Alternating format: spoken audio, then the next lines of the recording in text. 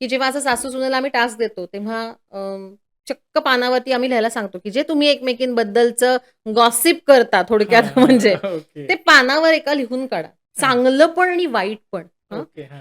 तर तुम्हाला खरंच आश्चर्य वाटेल सर, सध्या घटस्फोटाचं प्रमाण खूप वाढले. तर त्याच्या मागची कारणं काय तुम्हाला वाटतं? खूप सारी कारणं आहेत सर. माझी अगदी खास मैत्रीण आहे शाळेपासून. हं. तिघीही जावा, सासू-सासरे असं सगळं एकत्र कुटुंब राहतात आणि पुण्यातले चांगले प्रतिष्ठित आहेत ते. पण ओके. इतके छान पद्धतीने राहतात ते.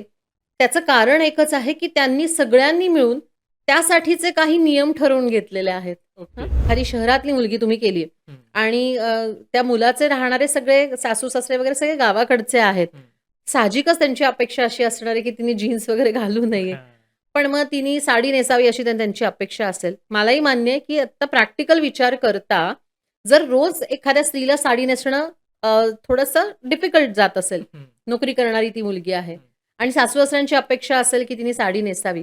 तर माझं असं म्हणणं आहे, की या गोष्टी तुम्ही आधी एकमेकांशी बोलणं खूप हां. क्लिअर करणं खूप आवश्यक आहे. कित्येक केसेसमध्ये असं बघितलेलं आहे, की लव्ह मॅरेज असलं तरी सुद्धा हं. लग्नानंतर नवरा-बायकोंचे शारीरिक संबंध यावर सुद्धा मोकळा संवाद नसतो सर.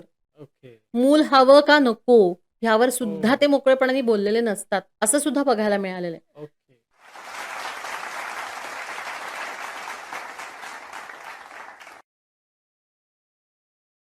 नमस्कार. मी गणेश कुंभार आपल्या सगळ्यांचं स्वागत करतो. गोष्ट फायद्याची आपल्या पॉडकास्टमध्ये. मंडळी आजचा विषय आपला खूप खास आहे.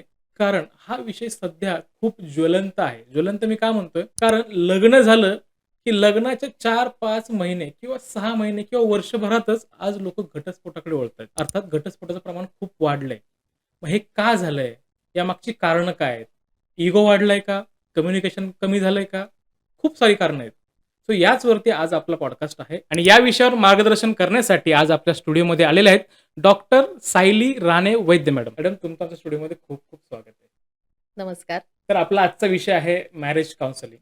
तर एक्झॅक्टली मॅरेज काउन्सिलिंग म्हणजे काय आणि आजच्या काळात त्याची गरज का आहे? काउन्सिलिंगचीच गरज खरं तर खूप जास्ती आहे. आता तुम्ही म्हणाल, की मॅरेज काउन्सिलिंग तर नाही. मॅरेज काउन्सिलिंग म्हणण्यापेक्षा पूर्ण कुटुंबाला हं, म्हणजे कारण ती सगळ्या वयोगटांसाठीच गरजेची आहे असं मी म्हणेन. कारण मी स्वतः एक काउन्सिलर म्हणून काम करते, फॅमिली काउन्सिलर म्हणून काम करते. मग फॅमिली म्हटलं, की त्यात सगळे लोक हं. आले. म्हणजे अगदी लहान मुलांपासून वयस्कर लोकांपर्यंत सगळे लोक त्याच्यामध्ये आले. त्यामुळे काउन्सिलिंग हे तुम्हाला सगळ्यांना तुमची जसं आपण म्हणतो, की एक मेंटल हेल्थ आहे आपलं हां. किंवा आपले एक शारीरिक आपल्या काही अडचणी असतात किंवा त्याच्यावरचे आपले काही उपाय असतात. त्याचप्रमाणे ती आपली शारीरिक हेल्थ आपली चांगल्या राहण्यासाठी जे आपले प्रयत्न असतात. तसेच मी असं म्हणते, की आपल्या कुटुंबाची एक छान हेल्थ चांगली राहण्यासाठी, ओके. हेल्दी कुटुंब असं राहण्यासाठी म्हणून तुम्ही काउन्सिलर्सचा मार्गदर्शन घ्यावं किंवा त्यांना गरज लागेल त्यावेळेला त्यांचं सल्ला असं म्हणणार नाही मी, हं. पण मार्गदर्शन घ्यावं किंवा त्यांच्याकडून काही चांगल्या गोष्टी घ्याव्यात किंवा काही अडचणींवरती आपल्याला मार्ग काढण्यासाठी त्यांच्याकडे जरूर जावं, असं मी म्हणेन. ओके. आता तुम्ही मॅरेज काउन्सिलर म्हणून एक्झॅक्टली काम करता. तर तुमच्याकडे जे येणारे पेशंट म्हणू आपण किंवा क्लायंट म्हणू आपण, तर ते कुठल्या-कुठल्या कॅटेगरीचे असतात? आता माझ्याकडे येणारे जे परत एकदा सर तुम्हीच तुमच्या प्रश्नामध्ये उत्तर पण दिलेलं आहे, की हं, आपण त्यांना क्लायंट म्हटलं पाहिजे. हं, पेशंट म्हटलं, की लोकांकडे अजूनही एक चुकीचा समज आहे, की काउन्सिलरकडे जाणं म्हणजे हां. मला काहीतरी आजार झालेला आहे. हं. हा खरंच खूप चुकीचा समज आहे. आपण काउन्सिलरकडे मदत घेण्यासाठी जावं, इतकं सोपं आहे ते. हां, हेच फक्त लोकांनी डोक्यात ठेवावं. आता मी मगाशी म्हटलं तसं, की सगळ्या वयोगटातले लोक माझ्याकडे येतात. मुलांचे काही समस्या असतात. हां, मुलांच्या जास्ती करून सध्याच्या आपल्याला सगळ्यांनाच माहिती आहे, की मुख्य म्हणजे मोबाईलचं ॲडिक्शन जे हो, आहे, हो. स्क्रीनचं जे टाईम वाढलेला आहे हं. मुलांचा, त्याचं ते व्यसनच आहे एक प्रकारचं. बरोबर. लोनलीनेस खूप आहे मुलांमध्ये, कारण हं. आई-वडील दोघंही बिझी असल्याकारणाने. न्यूक्लिअर फॅमिलीज जास्ती बघायला मिळतात हां, आपल्याला आता. हां. पूर्वी कसं एकत्र कुटुंब होतं, त्यामुळे मूल एकात एक छान त्यांना कोणाचा तरी सहवास लाभायचा आणि ते मोठं व्हायचं. तसंही आता नाहीये, त्यामुळे एकटेपण खूप जाणवतं मुलांमध्ये. त्यामुळे त्यांच्या सगळ्या वेगळ्या समस्या आहेत.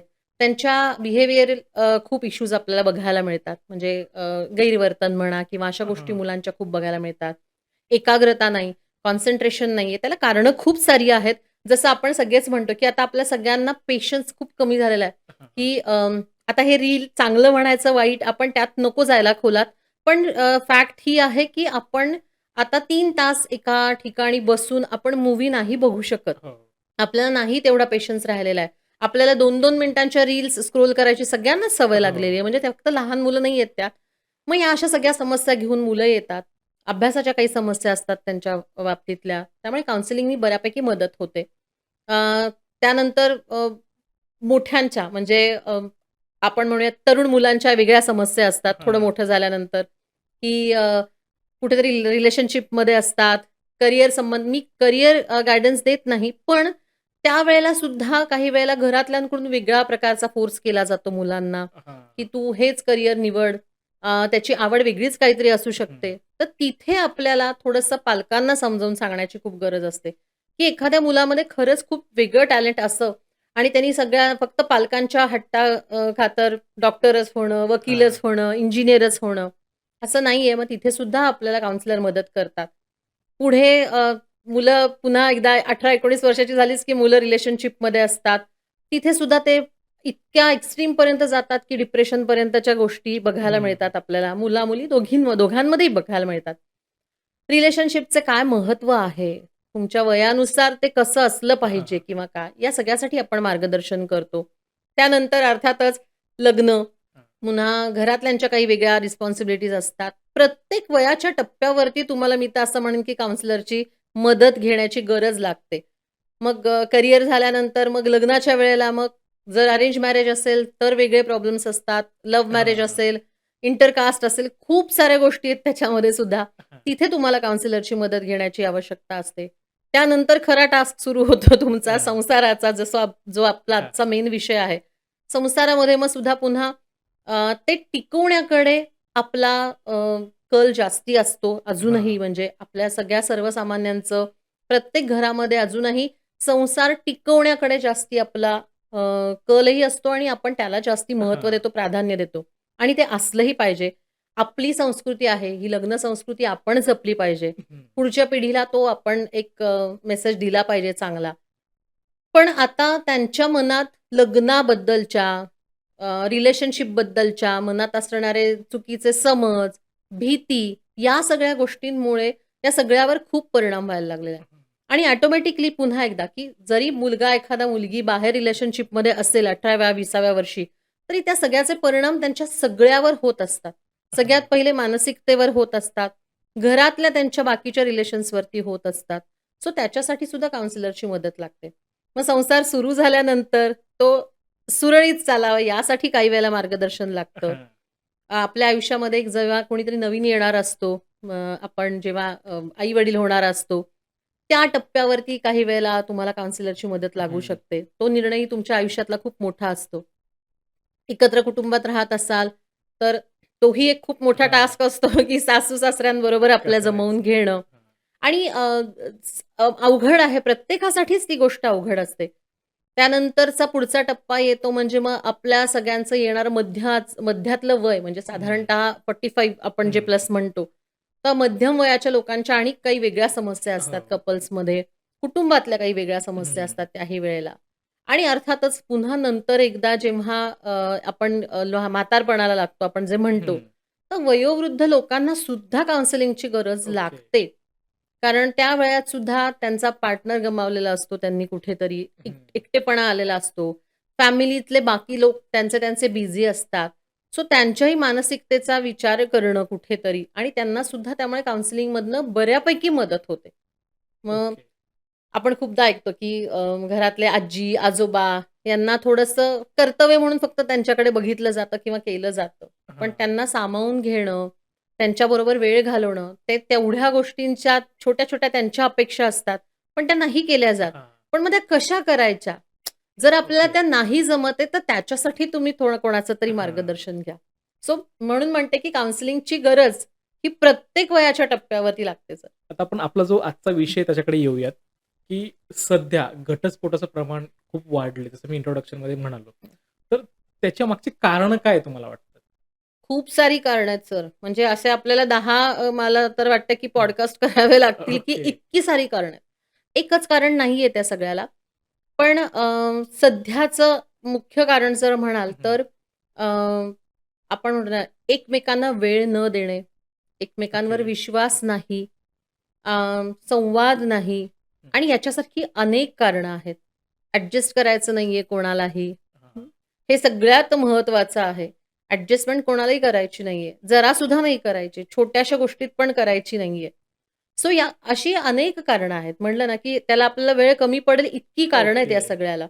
पण मुख्य करून ही सगळी जी कारणं आहेत, तर त्या सगळ्यावर काम करण्याची खूप गरज आहे असं मला वाटतं, की त्या सगळ्यामधून तुम्ही तुमच्या कुटुंबासाठी एक वेळ देणं किंवा तुमच्या कुटुंबामध्ये आत्ता तुमच्या रिलेशनशिपमध्ये जे काही अडचणी येत आहेत हां. किंवा प्रॉब्लेम्स येत आहेत, त्या सगळ्यावरती मार्ग काढण्याची खूप आवश्यकता आहे. त्यामुळे घरातल्या प्रत्येकच व्यक्तीवरती त्याचा चांगलाच परिणाम होणार आहे.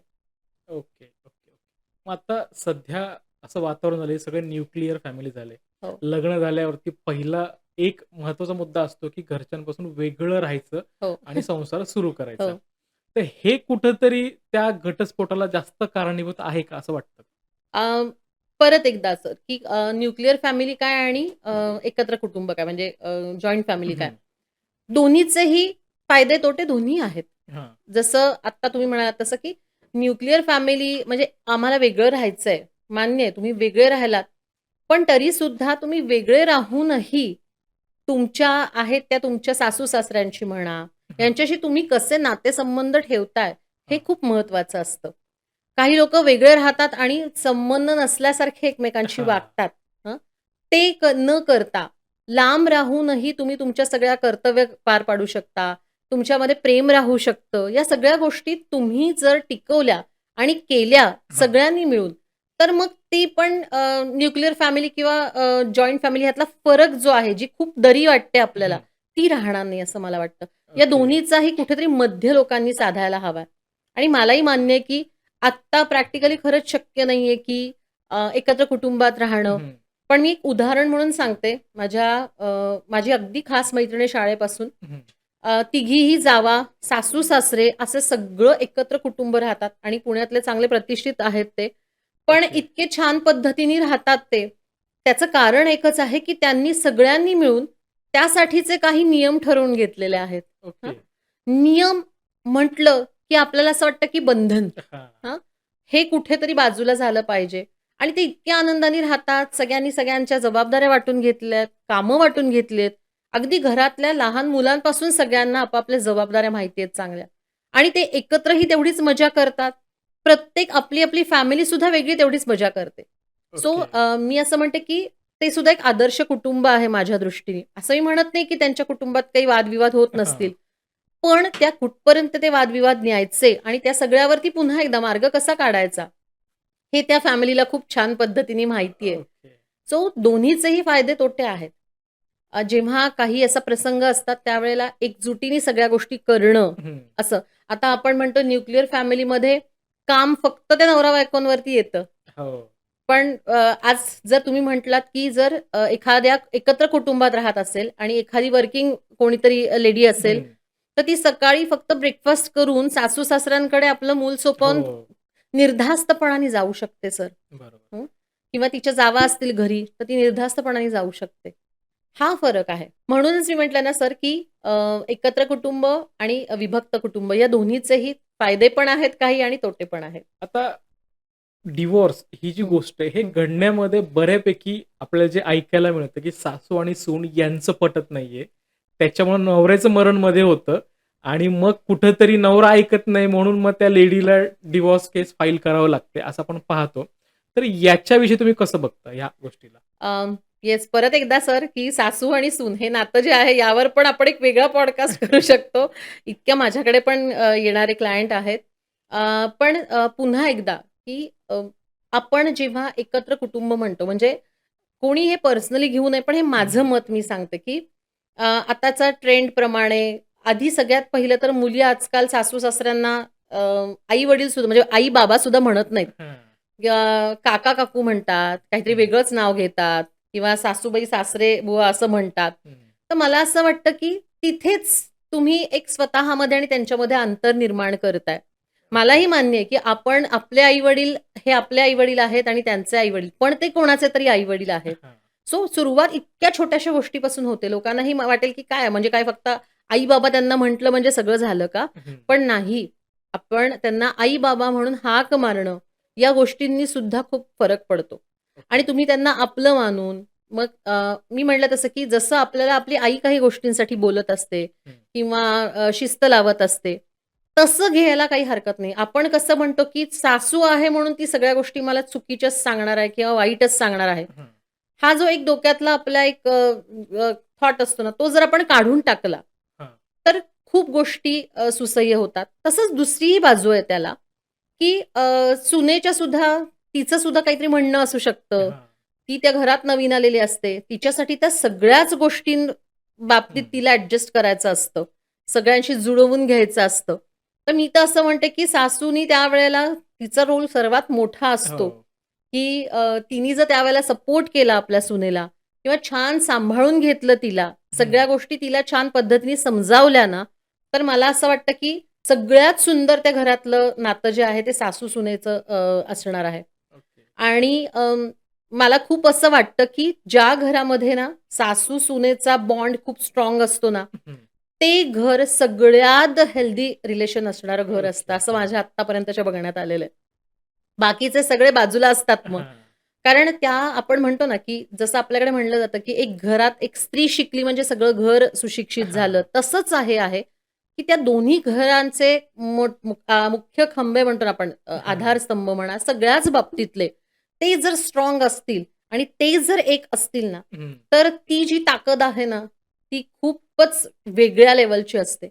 ओके. त्यामुळे त्या दोघींनी जर थोड्याशा आणि मी म्हणते, की तिथे सुद्धा तुम्ही काउन्सिलरची मदत घ्या. ओके. हां, मी असं म्हणते, की तुम्ही शेजारणीला जाऊन सांगता ना, हं. की माझ्या सासूबाई असंच वागतायत, तसंच हं. वागतायत, मला त्रास होतोय त्या गोष्टीचा. तसंच दुसरी पण बाजू आपण बघूयात, की सासूबाईंनाही असं वाटत असेल, की सून माझी ही गोष्ट ऐकत नाहीये. आपल्या घरातल्या सगळ्या गोष्टी आहेत, त्या ती समजून करत नाहीये. सो त्याही कोणाकडे तरी बोलत असतील, तर ते कोणाकडे तरी बोलण्यापेक्षा आणि त्यातून अजून गैरसमज निर्माण होण्यापेक्षा, हं. त्या पॉइंटलाच तुम्ही काउन्सिलरची मदत घ्यावी असं मी म्हणेन. ओके. आणि आम्ही काही जादूगार नाही आहोत. कोणीच काउन्सिलर हं. जादूगार नाहीये, की आत्ता जादूची कांडी फिरवली आणि सासू-सुनेमधलं नातं खूप छान झालेलं आहे, असं नाहीये. पण त्यातले काही छान जे टास्क दिले जातात, काही एक्सरसाइज जातात, तर ते लोकं खूप एन्जॉय करतात आणि ओके. त्यावेळेला खरंचच त्यांना हे जाणवतं किंवा समजतं, की काय कुठे आपण कमी पडतोय, कुठे ती ओके. व्यक्ती कमी पडतीये आणि काउन्सिलर हा तिराहीत असतो. हा हं. तिसऱ्या अँगलनी बघणारा एक व्यक्ती असतो असं आपण बरोबर. म्हणूयात. त्याला दोन्ही बाजू दिसत असतात ना कारण हं. आणि तो कुठेही जज करायलाही बसलेला नसतो, की बरोबर आहे. कोण चूक किंवा कोण बरोबर हं. आहे. त्यामुळे त्याचं मार्गदर्शन हे योग्य तुम्हाला ठरू शकतं किंवा योग्य मार्गाने घेऊन जातं त्या नात्यासाठी. ओके. सो आणि ते खूप सुधारणं म्हणजे चेष्टेने आपल्याकडे म्हटलं जातं, की आता नवरा-बायकोंच्या पत्रिका बघण्यापेक्षा सासू-सुनेची हां. पत्रिका बघणं खूप आवश्यक आहे. करेक्ट. पण मी म्हणते म्हणूनच, की सुरुवातीपासून तुम्ही जर तसा पण थोडासा काउन्सिलिंगचा एक मार्गदर्शन घेतलं, हां. तर नक्कीच हे नातं आणि ते काही काळापुरतं असतं. तो बॉन्ड एकदा स्ट्राँग झाला ना, की तो हां. झाला. ओके. ओके. यासाठी मी तुम्हाला माझं स्वतःचं एक उदाहरण देईन छान, हां. की माझ्या सासूबाईंना त्यांच्या वाढदिवसाच्या निमित्ताने मी पत्र लिहिलं होतं. छोटासा एक घरगुती कार्यक्रम आम्ही केला होता त्यांच्या ओके. पंचाहत्तरीला. तर त्यावेळेला मी त्यांना एक पत्र लिहिलं होतं आणि त्यावेळेला त्या खूप रडल्या आणि तेव्हा ओह! त्यांना जाणवलं, की माझ्या मनात त्यांच्याबद्दलच्या किती चांगल्या भावना आहेत. हं. ओके. मी असं म्हणतच नाही, की मी काउन्सिलर आहे म्हणून काय माझ्या सासूबाईंशी वादविवाद नाहीत का? मतभेद नाहीत का? हं. आहेतच ना. तेही मी त्या पत्रात लिहिलं. की ओके. आपल्या दोघींमध्ये मतभेद असले तरी सुद्धा इतके वर्ष एकत्र राहून आपल्या दोघींमध्ये जो एक स्ट्राँग असा बॉन्ड तयार हं. झालेला आहे, तो मी मानते खऱ्या अर्थाने, असं मी म्हणते. ओके. आणि त्या बॉन्डमुळे तो कोणीही हलवू शकत नाही आता. आपण जे हं. म्हणतो ना, की तो इतका स्ट्राँग झालेला आहे किंवा बाकीच्या गोष्टी आता खूप किरकोळ वाटायला लागतात. अर्थात त्याला आता जेव्हा 25-25, 26 वर्ष सहवास असतो, लग्न झालेलं असतं, तेव्हा हां. नंतरची ही माझी वक्तव्य आहेत. हां, की हां. आता तो बॉन्ड स्ट्राँग झालेला आहे किंवा मी त्यांना कसं टॅकल करायचं आणि त्यांनी पण मला कसं करायचं हे कदाचित आम्हाला दोघींना जमलेलं करेक्ट. आहे. हां. पण हे नकळतपणाने आम्हाला जमून गेलं. काही वेळेला काही घरांमध्ये हे नाही जमत सर. हं. मग त्याच्यासाठी तुम्ही मार्गदर्शन घ्या असं मी म्हणेन. ओके. पण त्याच्यासाठी अजून एक महत्त्वाचं मी सांगीन म्हणजे की आपण म्हणतो ना, की अशा सुद्धा नात्यामध्ये एक दुखरी नस आपल्याला पकडायची असते काउन्सिलरला. ती हां, जमली पाहिजे सगळ्यात महत्त्वाचं म्हणजे. सासू-सुनेच्या नात्यामधली दुखरी नस आपण जर शोधली, हां. तर मग त्या दोघीही जणींना कळतात काय गोष्टी आहेत ते. ओके. आणि पुन्हा एकदा सगळ्यात महत्त्वाचं, की जे एक भावनिक नातं असतं ना सर, हे हं, खूप महत्त्वाचं असतं. हे सगळ्याच्या पलीकडचं असतं आणि हं. आणि आपण म्हणजे आता मी तुम्हाला हेच सांगते, की जेव्हा मी काही टास्क देते, आता त्याच्यासाठी तुम्हाला हे उदाहरण सांगते मी, हां. की जेव्हा असं सासू-सुनेला आम्ही टास्क देतो, तेव्हा चक्क पानावरती आम्ही लिहायला सांगतो, की जे तुम्ही एकमेकींबद्दलचं गॉसिप करता थोडक्यात हां, म्हणजे, हां. ओके. ते पानावर एका लिहून काढा. हां. चांगलं पण आणि वाईट पण. हं. ओके. हां.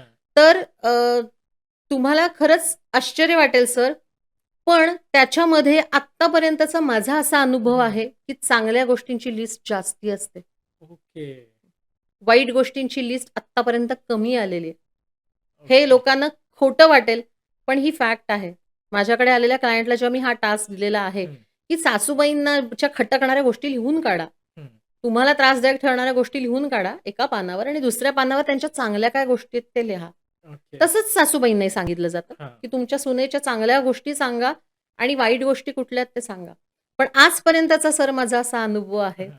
की दोघींनीही चांगल्या गोष्टींचीच लिस्ट ही त्यांची मोठी झालेली आहे. ओके. ती अगदी एकानी असेल कदाचित, हं. पण ती जास्तीच असते. सो अशा गोष्टी खूप गमती असतात आणि काही वेळेला ना संवादच नसतो त्या दोघींमध्ये. हं. माहितीच नसतं त्यांना, की आपल्यात नक्की काय दोघींमध्ये खटकतंय. हां. अ, मलाही माहिती आहे, की ती अशी स्टेज असते, की इतके वर्ष जे माझं स्वयंपाकघर आहे, जो माझा मुलगा आहे, हां. जे माझं थोडक्या शब्दात माझं राज्य आहे हे सगळं आणि तिथे आता कोणीतरी वेगळी येणार आहे आणि तिच्या ताब्यात मी या सगळ्या गोष्टी कशा लगेचच द्यायच्या. हं. बरोबर.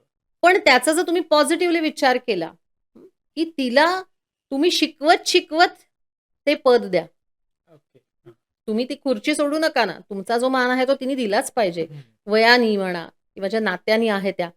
पण त्याच्या बरोबरीने बाकीच्या गोष्टी तिला जर शिकवल्या, तिलाही तेवढं घरामध्ये महत्त्व दिलं गेलं. हां. तिलाही तेवढा मान-सन्मान मिळाला ना सर, तर मी तुम्हाला सांगते कुठलीही सून असं वागणार नाही. कुठलीच सून असं वागणार नाही. ओके. आणि मी पुन्हा सांगते ना, की आमच्याकडे अजूनही आता असं आहे, की मलाही सुरुवातीला असं वाटायचं, की काही अडचण आली, की माझ्या मिस्टरांना पहिला फोन करतात माझ्या सासूबाई.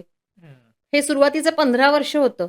पण 15-16 वर्षांनंतर आता चित्र बदललंय. काही असलं तरी त्या पहिला फोन मला करतात. ओके. पण त्या सगळ्यासाठी सुद्धा 15 वर्ष जावी लागली. हं, हं, हे हं. 15 दिवसात घडणार आहे का? तर 15 बरोबर. दिवसात कधीच घडणार नाहीये. हां. आणि अशी अनेक उदाहरणं आहेत, की सगळ्यात पहिलं तुम्ही म्हटलं तसं, की स्वतःचं जे स्थान आहे त्या हं. घरातलं, ते कुठेतरी हलतंय. ही इन्सिक्युरिटी जी आहे ती वाटणारी सासूबाईंना. आणि सुनेनी आल्या-आल्या सगळ्या गोष्टींवरती दाखवला जाणारा स्वतःचा हक्क म्हणा. हां. मग तो अगदी नवऱ्यापासून सगळ्यांवर दाखवण्याचा जो हक्क असतो ना, इथे गोष्टी बिनसायला लागतात. ओके. आणि त्या तिथेच हळू-हळू, हळू-हळू करत जर दोघींनीही स्टेप बाय स्टेप पुढे गेलं, तर ते नातं खूप छान राहतं आणि खूप छान खरंच चांगला बॉन्ड त्या दोघींमध्ये निर्माण होतो. छोटीशी कारणं, की ही लवकर उठत नाही. हां. म्हणजे हे आता बऱ्याच सासवा म्हणतील. कॉमनच आहे. हां. कॉमन आहे. तसंच सासूबाई मला सारख्याच बोलत असतात. माझे माहेरचे लोक आलेले त्यांना हां. आवडत नाहीत. म्हणजे इतकं म्हटलं तर खूप क्षुल्लक गोष्ट असते. बरोबर. मेजर गोष्ट कुठलीच नाहीये. आत्तापर्यंत माझ्या तरी ज्या केसेस आहेत त्याच्यामध्ये, की बाबा असा काहीतरी त्रास दिलेला आहे सासवा-सुनांनी एकमेकींना, की अगदी एकमेकींना म्हणतात तसं काही शारीरिक त्यांनी काय हानी केलेली आहे किंवा हां. असं कधीच नाही पाहिलेलं आहे. माझ्याकडे तरी अशी केस आलेली नाहीये. ओके. मग हे का आहे? तर छोट्याच गोष्टी आहेत ना. मग त्या छोट्या गोष्टी तुम्ही तिथपासूनच दुरुस्त करायला सुरुवात करा. ओके. आणि खूप फरक पडतो सर. आणि आपण खूप छोटीच गोष्ट धरून बसलेलो असतो. मुख्य कारण हं. किंवा मोठी गोष्ट आपण विसरून जातो. जे आपलं मुख्य ध्येय आहे. आपल्याला घरात वातावरण चांगलं ठेवणं हे आपलं खरं तर एक स्त्री म्हणून त्या करेक्ट. दोघींचंही मुख्य कर्तव्य किंवा जे मेन काम आहे ना, हं. ते त्या दोघी त्या सगळ्या वादविवादांमध्ये छोट्या गोष्टींखातर विसरून जातात. हं. की मुलांना वाढवायचं आहे. आजी पण विसरून जाते, की आपल्याला तिथे नाही आणायच्या मध्ये ह्या गोष्टी. घराकडे हं. लक्ष देणं सगळ्यात महत्वाचं आहे दोघींनीही. सध्या सोशल मीडिया, मोबाईल याचा अतिवापर होतोय. मग हा जो प्रकार आहे, तो नवरा-बायकोच्या नात्यात दुरावा निर्माण करतोय का, असं तुम्हाला वाटतं का? हो, खूप जास्ती करतोय सर. एकतर मोबाईल वापरण्याचं प्रमाण खूप वाढलेलं आहे. दोघांचंही वाढलंय. म्हणजे मी हां. फक्त असं म्हणणार नाही, की घरातले फक्त जे पुरुष आहेत, ते सगळ्यात जास्ती त्याचा वापर असं नाहीये. घरातल्या स्त्रियांचं पण ते बघण्याचं प्रमाण खूप वाढलेलं आहे. पण त्या सगळ्यासाठी आपण स्वतःला कुठेतरी काय म्हणतो ना, की आळा घालणं किंवा ती गोष्ट तिथे थांबवणं, त्याला हां. एक मर्यादा ठेवणं, हे नाही लोकांना जमत आहे. आणि मग काय होतं, घरात जेवतो एकत्र, पण सगळे मोबाईलवर असतात. हं. रात्री झोपताना सुद्धा नवरा-बायकोंचा असा संवादच होत नाही सर. आणि बरोबर. खूप सारे लोक मी असे पण बघितलेले आहेत, की बायकोनी काहीतरी पोस्ट केली फोटो, की त्याला नवरा लाईक करतो. हे सगळं हां. व्हर्चुअल दुनिया आहे ही खरं म्हणायला गेलं तर. त्यापेक्षा मी असं म्हणते, की तुम्ही प्रत्यक्ष तुमच्या बायकोला सांगा, की "तू आज छान दिसतीयेस. हं. हां. हे तू काय घातलंयस आज छान दिसतंय." हं. किंवा "तुला हा रंग छान दिसतो." हं. हे तुम्ही स्वतः म्हणा, प्रत्यक्ष म्हणणं अपेक्षित आहे. त्या एका बटन क्लिक करून त्या लाइकला तसा काही अर्थ नाहीये माझ्या दृष्टीने. कारण हां. तिथे तुम्ही स्वतः दोघं एकमेकांच्या नात्यामध्येच खूप अंतर वाढवताय. हं. बरोबर. कारण हे सगळी खोटी दुनिया आहे तसं म्हणायला करेक्ट. गेलं तर. त्यापेक्षा तुम्ही प्रत्यक्ष म्हटलात तर ते लाजणं त्या स्त्रीचं म्हणा हां. किंवा तिला एक सुखावणारी भावना म्हणा, हे सगळं तुम्ही पण अनुभवा ना. हं. हां.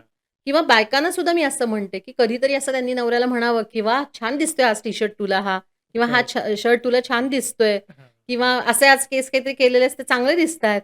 हं. दाढी ठेवलेली छान दिसतीये तुला." जे काही तुम्हाला वाटेल तुमच्या हां. नवऱ्याबद्दलचे. हे तुम्ही नाही म्हणत. हे तुम्ही काय ते एक स्माइली पाठवता आणि त्याच्यात सांगता. त्याला काहीच अर्थ नाहीये. करेक्ट. हे प्रत्यक्ष सांगणं, व्यक्त होणं, भावना व्यक्त करणं तुमच्या प्रत्यक्ष, समोरासमोर बसून, हे हां. खूप महत्वाचं आहे सर. आणि हे सगळं तुम्हाला दूर नेतंय, हे लोकांना नाही समजत. आणि मग करेक्ट. असं वादविवाद झाला, की "काय मी तिच्या सगळ्या फोटोला तर लाईक करतो." अशी उत्तरं हां. देतात लोकं. किंवा ती पण म्हणते, की "नाही मी तर लाईक केलेत त्याच्या सगळ्या फोटोला, अजून काय म्हणायचं?" ओके. असं नाहीये. प्रत्यक्ष तुम्ही कधी म्हटलात? हा प्रश्न हां. विचारला त्यांच्याकडे उत्तर नसतं.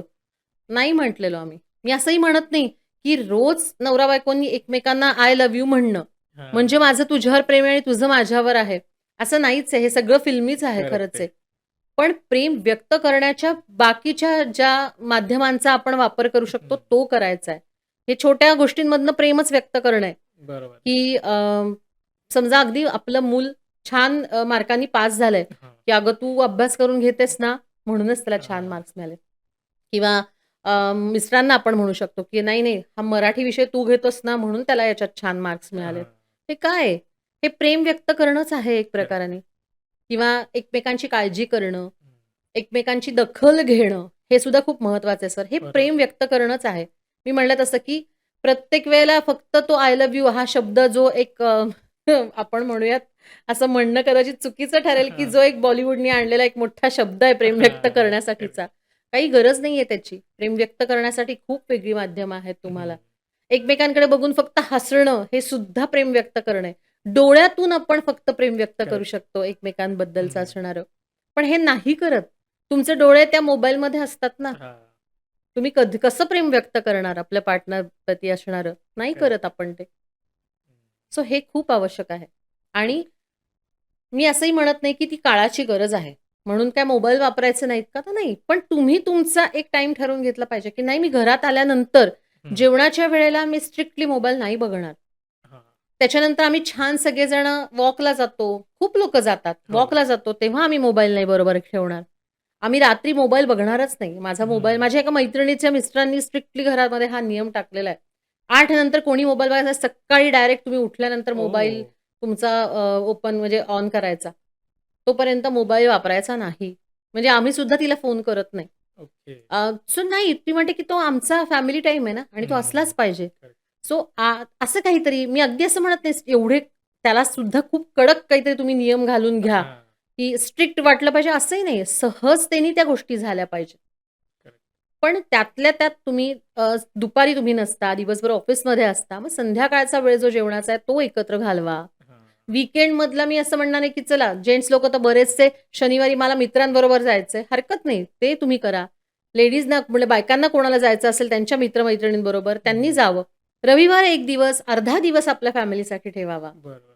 सो हे करण्याची खूप आवश्यकता आहे. हे छोटे-छोटे टेक्निक्स आहेत मी तर म्हणते. ओके. खूप सोपे आणि जे आपण करत नाही. अगदी साधे तुम्हाला आठवत असेल तर आपण ज्या वेळेला लहान होतो तेव्हा आपण रामायण, महाभारत हो. हे सगळ्यांनी एकत्र कुटुंबाने करेक्ट. बसून बघितलेलं आहे. हां. त्यावेळेला आपण आपल्या इमोशनल होऊन आजीला रडताना बघितलेलं आहे. हो. इमोशनल होऊन आपल्या आईला रडताना बघितलेलं आहे आपण मराठी मूव्हीजमधलं. करेक्ट. मग हे इमोशन्सची ओळख करून देणं आहे ना एक प्रकारचं. आपण आता बरोबर. किती जण बघतो एकत्र? नाही, नाहीच. प्रत्येक जण आपापल्या फोनवर बघतं, टॅबवर बघतं, लॅपटॉपवर बघतं. हे नाहीये ना. तुम्ही मूव्ही सुद्धा एकत्र बघा ना आणि ते बरोबर. छान एन्जॉय करा ना. त्यातून सुद्धा तुम्हाला काही गोष्टी मिळणार आहेत. पण हे आपण नाही करत. प्रत्येकाला वेळ मिळेल तसा तो मूव्ही बघतो. आजकाल करेक्ट. सोपं बरोबर झालंय. आहे. हो. Netflixवरती मी बघितलाय. मग आईनी बाबांना सांगायचं, की "अरे तू पण हां. बघ, छान आहे बरं का मूव्ही." मुलांना सांगायचं, मुलांनी आपल्याला सांगायचं. नाही ना. एकच दिवस ठरवा, सगळ्यांनी मिळून बघा, सगळ्यांनी मिळून त्याची मजा घ्या. त्याच्यावरती करेक्ट. सुद्धा तुमचा संवाद असला पाहिजे काहीतरी. हं. संवाद असा ठरवून होत नाही ना, बरोबर की आहे. बसा आणि आता आपल्याला सांगितलंय काउन्सिलर मॅडमनी, की आपल्यात संवाद संवाद झाला करायचा पाहिजे. आहे. असं नाही होत ना. हा हं. खूप नॅचरल असा असला पाहिजे ना. मूव्ही बघितल्यावरती त्याबद्दलचं एकमेकांना मत सांगा. कोणाला हं. आवडला असेल, कोणाला नाही आवडला. करेक्ट. एखादा म्हणेल, की नाही याच्यामधलं मला ह्याचं काम अजिबात आवडलेलं नाहीये. हं. एखादा म्हणेल मला यातलं गाणं आवडलं, एखादा म्हणेल मला ह्याचं म्युझिक नाही आवडलेलं. हे व्यक्त व्हा ना. हा बरोबर. संवाद आहे. करेक्ट. तो खूप आवश्यक आहे आणि मला वाटतं मॅडमने आता खूप सुंदर एक मुद्दा काढलाय, की मोबाईल हा जो आपल्या आयुष्यात डिस्टर्ब करतोय सगळं नात्यांमध्ये किंवा एकंदर आयुष्यामध्ये, त्याला जर आपण एक लिमिट ठेवलं, की बाबा संध्याकाळी 8 नंतर, 10 नंतर तुमच्या हिशोबाने तो जो टाईम ठेवला, की त्याच्यानंतर मोबाईलला हात नाही लावायचा. तर अर्थात तो स्क्रीन टाईम कमी होईल आणि तोच टाईम तुम्ही तुमच्या फॅमिलीला देऊ शकता आणि त्यांनी संवाद वाढेल आणि तुमची नातं अजून घट्ट होईल, असं मला वाटतं. मॅडम जे काही सांगितलं त्याबद्दल. आता परत पुढे जाऊयात. लग्न झाल्यानंतर काही 1-2 वर्ष नातं खूप सुंदर चालतं. एकमेकांना अट्रॅक्शन एकमेकांचं असतं. नंतर ना ते हळू-हळू कमी होतं. तर यामागची मुख्य कारणं काय वाटतात? परत एकदा नव्याचे 9 दिवस हे तर आपल्याकडे ही म्हण हं. अगदी प्रसिद्ध माहितीच आहे सगळ्यांना, की नवीन-नवीन सगळं छान असतं, गुडी-गुडी असतात सगळ्या गोष्टी. खरी संसाराला सुरुवात हां. 1-2 वर्षांनंतर व्हायला लागते.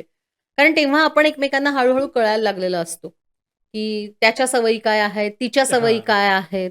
मग या सगळ्यामध्ये आपण त्याचा त्रास करून घ्यायचा, आपण त्याचा बाऊ करायचा, हं. का आपण दोघांनी त्याच्यामध्ये सुद्धा ॲडजस्ट करून राहायला शिकायचं. हं. हां. हे लोकांना जमत नाही आणि तिथे खरे खटके उडायला सुरुवात होते. ओके. म्हणजे दोघांच्याही काही सवयी असतात, हं. काही आवडी असतात. मग त्या कुठेतरी मिसमॅच व्हायला सुरुवात होते. हां. त्या जमायला सुरुवात म्हणजे कुठेतरी बिनसायला सुरुवात होते. जमत नाहीत कुठेतरी करेक्ट. त्या गोष्टी. मग काय करायचं? मग त्या जमवण्यासाठी म्हणजे जसं मी म्हटलं तसं, की एखाद्याला घरात बनवलेला गोड स्वयंपाक आवडत असेल आणि एखाद्याला तिखट खायची सवय असेल, असं एक हां. उदाहरण घेऊयात आपण. हां. मग करायचं काय? तर तिथे तुम्हाला दोघांनाही ॲडजस्ट करायचंय. हं. करेक्ट. तिथे जर नवऱ्याने असं ठरवलं, की हे माझं घर आहे, तू माझ्या घरी आलेली आहेस लग्न होऊन. ओह! हां. मला तिखट स्वयंपाक आवडतो, तर तू तिखट स्वयंपाकच खाल्ला पाहिजेस किंवा बनवला पाहिजेस किंवा शिजवला पाहिजेस. असं बरोबर. न करता कुठेतरी त्याचा सुवर्णमध्य, हं. की ठीक आहे, तुला आवडतं ना गोड जरासं, ठीक आहे, आपण काहीतरी बघूयात. आपण हं. एक एक दिवस तुझ्या आवडीचं काहीतरी कर, एक दिवस माझ्या आवडीचं करूया. हं. ही ॲडजस्टमेंट झाली सर. करेक्ट. आणि पुन्हा एकदा मी कायम म्हणते, की ॲडजस्टमेंट आणि कॉम्प्रोमाईज या दोन्हीमध्ये खूप फरक हां. आहे. लोकं ॲडजस्टमेंटलाच कॉम्प्रोमाईज कॉम्प्रोमाईज करतात. म्हणतात. म्हणजे मी काहीतरी खूप मोठा त्याग केलेला आहे. मला तिखट खायला आवडत नाही आणि मी तिखट खातीये माझ्या नवऱ्यासाठी. बापरे! केवढा मोठा त्याग केलाय मी किंवा केवढी मोठी मी एक कॉम्प्रोमाईज करतीये आयुष्यात. नाही. छोटीशी ॲडजस्टमेंट जी तुम्हाला दोघांनाही तुमच्या पूर्ण वैवाहिक जीवनासाठी थोडीशी सुसह्य हं. करणार आहे गोष्टी तुमच्या आयुष्यातल्या. त्यासाठी त्या करायच्या आहेत. मग त्या ॲडजस्टमेंट म्हणून करायच्या आहेत का त्याला कॉम्प्रोमाईजचा मोठा एक लेबल लावून तुम्हाला करायचं हे तुम्ही ठरवायचंय. मग आपण सध्या हे बघतोय, की लव्ह मॅरेज आणि अरेंज मॅरेज सध्या तर लव्ह मॅरेजचं प्रमाण वाढलंच आहे हो. आणि त्याच पटीने डिव्होर्सचं प्रमाण पण वाढलेलंच आहे. पण मग तुमच्याकडे जे येणारे केसेस आहेत, तर या 2 पैकी कुठल्या कॅटेगरीच्या जास्त वाटतात तुम्हाला? असं काही नाहीये सर. हे पण एक कुठेतरी ना हा एक चुकीचा समज आहे आपल्या समाजामध्ये, हां. की लव्ह मॅरेज म्हणजे मग त्याचेच डिव्होर्सचं प्रमाण जास्ती आहे. असं हां. अजिबात नाहीये सर. ओके. अरेंज मॅरेजमध्ये सुद्धा भरपूर प्रमाण आहे डिव्होर्स होण्याचं. पुन्हा एकदा कारण हे प्रत्येक व्यक्तीप्रमाणे, त्या हं. कपलप्रमाणे आहे. इथे कुठलंच लव्ह मॅरेज आहे म्हणून ते टिकलं नाहीये किंवा अरेंज मॅरेज आहे म्हणून ते टिकलंय असं अजिबातच नाहीये सर. ओके. दोन्हीचंही प्रमाण तेवढंच आहे. कारण प्रत्येकाची कारणं वेगळी आहेत हं. डिव्होर्स घेण्याची. जशी लव्ह मॅरेजमध्ये आहेत तशीच तीच कारणं सुद्धा आपल्याला अरेंज मॅरेजमध्येही बघायला मिळतात ओके. ना सर. सगळं माहिती असून रिलेशनशिपमध्ये 10-10 वर्ष असणारे हो. जे कपल असतं, की ज्यांना घरातल्यांनी छान एक्सेप्ट केलेलं दोन्ही घरातल्यांनी. हं. पण ॲक्चुअल जेव्हा राहायला सुरुवात करतात आणि संसाराला सुरुवात करतात, हां. तेव्हा त्यांच्या सासू-सासऱ्यांबरोबर जमवून घेता येत नाही. 10 करेक्ट. वर्ष ती सून मुलाची मैत्रीण म्हणून, गर्लफ्रेंड म्हणून येते, तेव्हा ती हां, छान वाटत असते. पण हां, जेव्हा ती 24 तास राहायला लागते, तिथे खटके उडायला लागतात. हां. असं सुद्धा बघितलेलं आहे. किंवा सगळ्या गोष्टी अगदी पत्रिकेपासून किंवा सगळ्या गोष्टी पारखून घेऊन, चांगल्या घरातली, सगळं बघून सुद्धा अरेंज मॅरेज करून आलेल्या मुलींचे सुद्धा वेगळे प्रॉब्लेम्स असू शकतात. करेक्ट. तिथेही नाही जमवून घेता येत. हां. तिथे वेगळ्या गोष्टींना फेस करावं लागतं. तिथे वेगळे इश्यूज असू शकतात. हं. त्यामुळे असं काहीच नाहीये, की दोन्हीमधल्या कुठल्याचं प्रमाण जास्ती आहे. असं अजिबात नाहीये सर. आता पुढे जाऊयात. जसं मगाशी तुम्ही म्हणालात, की पत्रिका ही जी आहे ती सासू आणि सुनेची पाहिली पाहिजे, नवरा-बायकोची हं. बघण्यापेक्षा. पण मला नवरा-बायकोवरतीच यायचंय. अर्थात पत्रिका बघणं हा आपल्या ट्रेडिशनचा भाग आहे आणि ते येस. करतातच बरेच जण. पण मग पत्रिका बघण्यापेक्षा एक्झॅक्टली जसं म्हणतो, की स्वभाव, गुण जे एकमेकांचे जुळले तर ते लग्न टिकतं. तर तुम्हाला काय वाटतं, की काय जुळलं पाहिजे आणि काय ॲडजस्ट केलं पाहिजे? येस. सर आत्ता तुम्ही म्हणालात तसा हा खूप महत्त्वाचा प्रश्न आहे. जसं आपण म्हणतो तसं, की पत्रिका बघणं हाही त्यातला एक भाग झाला. पण त्याच्या बरोबरीने खूप साऱ्या गोष्टी बघितल्या पाहिजेत. म्हणजे त्याच्यामध्ये स्वभाव मेन आला. आता स्वभावाचे पण भरपूर सारे अँगल आहेत. हां, स्वभावामधल्याच काय गोष्टी आहेत, तर एकमेकांच्या आवडी बघितल्या पाहिजे. एकमेकांच्या सवयी तुम्हाला हां. माहिती पाहिजे. चांगल्या वाईट असं मी म्हणत नाहीये, पण सवयी माहिती पाहिजे ना. हं, एखाद्याला व्यायामाची सवय आहे, आवड आहे, हे माहिती पाहिजे हं. तुम्हाला. किंवा तुमच्या खाण्यापिण्याच्या सवयी माहिती पाहिजेत. तुमच्या आर्थिक गोष्टींचं नियोजन तुम्ही कसं हां. करता, हे तर खूप महत्त्वाचं आहे सर. करेक्ट. हल्ली त्यावरून पण खूप प्रॉब्लेम्स हां. इश्यूज क्रिएट होतात. सो तुमच्या दोघांची आणि मी म्हटलं तसं, की या दोन्हीमध्ये पण खूप दरी असता कामा नये. हं. म्हणजे एका श्रीमंत घरातला मुलगा आहे आणि मुलगी कुठल्या थोडीशी मिडल क्लास फॅमिलीतली किंवा हां. Lower middle class family. असं शक्यतो नसावं. कारण असणं वाईट नाहीये मी असं हं. म्हणेन. पण त्याच्यामुळेच बरेचसे इश्यूज तयार जास्ती वाढतात आणि दुसरी गोष्ट म्हणजे, की तिथे पुन्हा एकदा ॲडजस्ट व्हायला जास्ती वेळ जातो.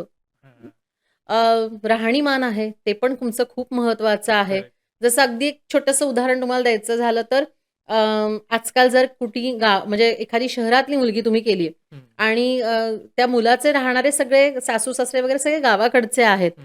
साहजिकच त्यांची अपेक्षा अशी असणार आहे, की तिने जीन्स वगैरे घालू नये. हां. पण मग तिने साडी नेसावी अशी त्यांची अपेक्षा असेल. मलाही मान्य आहे, की आता प्रॅक्टिकल विचार करता, जर रोज एखाद्या स्त्रीला साडी नेसणं थोडंसं डिफिकल्ट जात असेल. हं. नोकरी करणारी ती मुलगी आहे हं. आणि सासू-सासऱ्यांची अपेक्षा असेल, की तिने साडी नेसावी. तर माझं असं म्हणणं आहे, की या गोष्टी तुम्ही आधी एकमेकांशी बोलणं खूप हां. क्लिअर करणं खूप आवश्यक आहे. आणि दुसरी गोष्ट, की मुलीनी पण हा हट्ट थोडासा सोडावा ना. हं. मी असं म्हणते, की तिनी जेव्हा ती गावाकडे जाईल सासू-सासऱ्यांना, सणवारांसाठी जाणार असेल किंवा हं. सासू-सासरे कधी तिच्या घरी येणार असतील, त्यावेळेला साडी नेसायला काय हरकत आहे? हां. पण हे नाही, मी नेसणारच नाही साडी, हां. हा जर हट्ट धरला ना सर, तर तिथे मग क्लॅशेस सुरू होतात. मग करेक्ट. तिथे वादविवाद निर्माण होतात. मग आरेला कारे म्हणतो तसं केलं हं. जातं. मग तिथे कुठेतरी नवरासुद्धा दुखावला जातो. सो आपल्याला सगळ्याचा बॅलन्स साधायचा आहे. मग काय हरकत आहे? तू हां. फक्त 4 वेळा जर गावाकडे गेलीस आणि तेवढे 4च दिवस जर साडी नेसलीस, तर काहीच हरकत नाही. तेही आनंदी, तूही आनंदाने ते सगळ्याचा स्वीकार कर, हां. छोटीशी ॲडजस्टमेंट कर आणि तुझा नवरा त्यामुळे सगळ्यात जास्ती आनंदी राहणार आहे. करेक्ट. उलटं सुद्धा असू शकतं ना. तू असा विचार कर ना, की तुझ्या घरात आज काहीतरी समारंभ आहे आणि तू नवऱ्याला घेऊन तुझ्या आई-वडिलांकडे गेलेली आहेस आणि त्यांची पण अशी काहीतरी एक माफक अपेक्षा असेल, की बाबा आज असा-असा एक जो पेहराव आहे, तो आपल्या जावयानी परिधान करावा. हां. मग तिथे तुझी अपेक्षा असते ना पण, की हे त्यांनी करावं म्हणून आणि करेक्ट. मुलंही ते करत नाहीत किंवा पुरुष ते हं. करत नाहीत. तर तसंही करू नये. तिथेही त्यांचं मन मोडू नये. तिथे पण करावं. हां. तिथेही थोड्या गोष्टी त्यांनी ॲडजस्ट कराव्या. अगदी भले आवडत नसेल एखादा तो जो आता त्यांनी हं. सांगितलेला असेल. पण तेवढ्यापुरतं करावं. त्यातून हां. तुमच्या बायकोला आनंद मिळणार आहे. करेक्ट. तिच्या आई-वडिलांना, त्यांच्या कुटुंबियांना आनंद मिळणार आहे. तर या गोष्टी तुम्हाला छोट्याशा जमल्या पाहिजेत सर. हं. तुम्ही हट्ट जेव्हा करता ना किंवा अट्टहासाने तुम्ही ती गोष्ट करण्याचं टाळता, हां. तिथे घरामध्ये खूप वादविवाद निर्माण होतात. ओके. मी म्हणलं तसं की दोन्हींनी मध्य साधता आला पाहिजे. म्हणजे सासू-सासऱ्यांनी पण आता नवीन मुलींकडून ही अपेक्षा करता कामा नये, की तिने हं. रोज साडी नेसावी करेक्ट. आणि सुनेनी ही अशी अपेक्षा करू नये, की मी कधीच साडी नेसणार नाही. हां. नाही. मग तुम्ही 4 दिवसांचा मध्य तर गाठवू शकता ना करेक्ट. दोघंही जण. हे जमलं पाहिजे सर आणि हे खूप अवघड आहे. हं. कारण प्रत्येकाचा इगो मोठा आहे. करेक्ट. प्रत्येकाचा हट्ट मोठा आहे हां, त्यापुढे, की मी का माघार घ्यायची? मला नाहीये सवय, मी नाही नेसणार. हां. हा हट्ट थोडासा सोडला पाहिजे मुलींनी पण. आणि सासू-सासऱ्यांनी पण तिने रोज साडी नेसली पाहिजे, हाही हट्ट थोडासा बाजूला हं, हं. ठेवला पाहिजे. हेच जमायला पाहिजे. Okay, okay. सध्या एक्स्ट्रा मॅरिटल अफेअर्सचं प्रमाण खूप वाढतंय हो, आणि हो. त्याच्यामुळं डिव्होर्सचं प्रमाण वाढतंय असंही आपल्याला दिसतंय. तर तुम्हाला काय कारणं वाटतात, की हे जे अफेअर्स होतायत हं. याच्या मागची मुख्य कारणं काय आहेत? सगळ्यात पहिलं तर सर आपल्या पार्टनरकडून न मिळणारा वेळ ओके. हं, हे मुख्य कारण आहे, हं, हं. असं माझ्या आत्तापर्यंतच्या लक्षात आलेलं. हं. दुसरं जी एक भावनिक अपेक्षा असते आपल्याला, आपल्या हां. पार्टनरकडून, मग कोणीही, मी असं हं, म्हणतच नाही, की स्त्रियांना आणि पुरुषांना दोघांनाही त्याची गरज असते. बरोबर. ती जर तुमची कुठेही पूर्ण झाली नाही, हं. तो वेळ, ती भावनिक तुमची काय म्हणूयात तो सपोर्ट म्हणूयात आपण, हं. तो जर तुम्हाला तुमच्या पार्टनरकडनं मिळाला नाही ना, तर सगळ्यात पहिल्यांदा माणूस बाहेर जातो सर किंवा एक्स्ट्रा मॅरिटल करेक्ट. अफेअरकडे जातो. हं. मी असं म्हणते, की शारीरिक असं लोकं म्हणतात हं. हल्ली, की नाही फक्त ते फिजिकल अट्रॅक्शन असतं म्हणून लोकं जातात. हं. एक शारीरिक गरज असते म्हणून एक्स्ट्रा मॅरिटल अफेअरमध्ये हं. लोकं गुंततात किंवा पण नाहीये. त्याला आत्तापर्यंतचा माझा असा अनुभव सांगतो, की सगळ्यात पहिल्यांदा माणसं ही सवयीने आणि भावनिकदृष्ट्या आधी गुंतत जातात अशा ओके. रिलेशनशिपमध्ये हं. आणि त्यानंतर मग ते फिजिकली पण थोडेसे अडकले हां. जातात.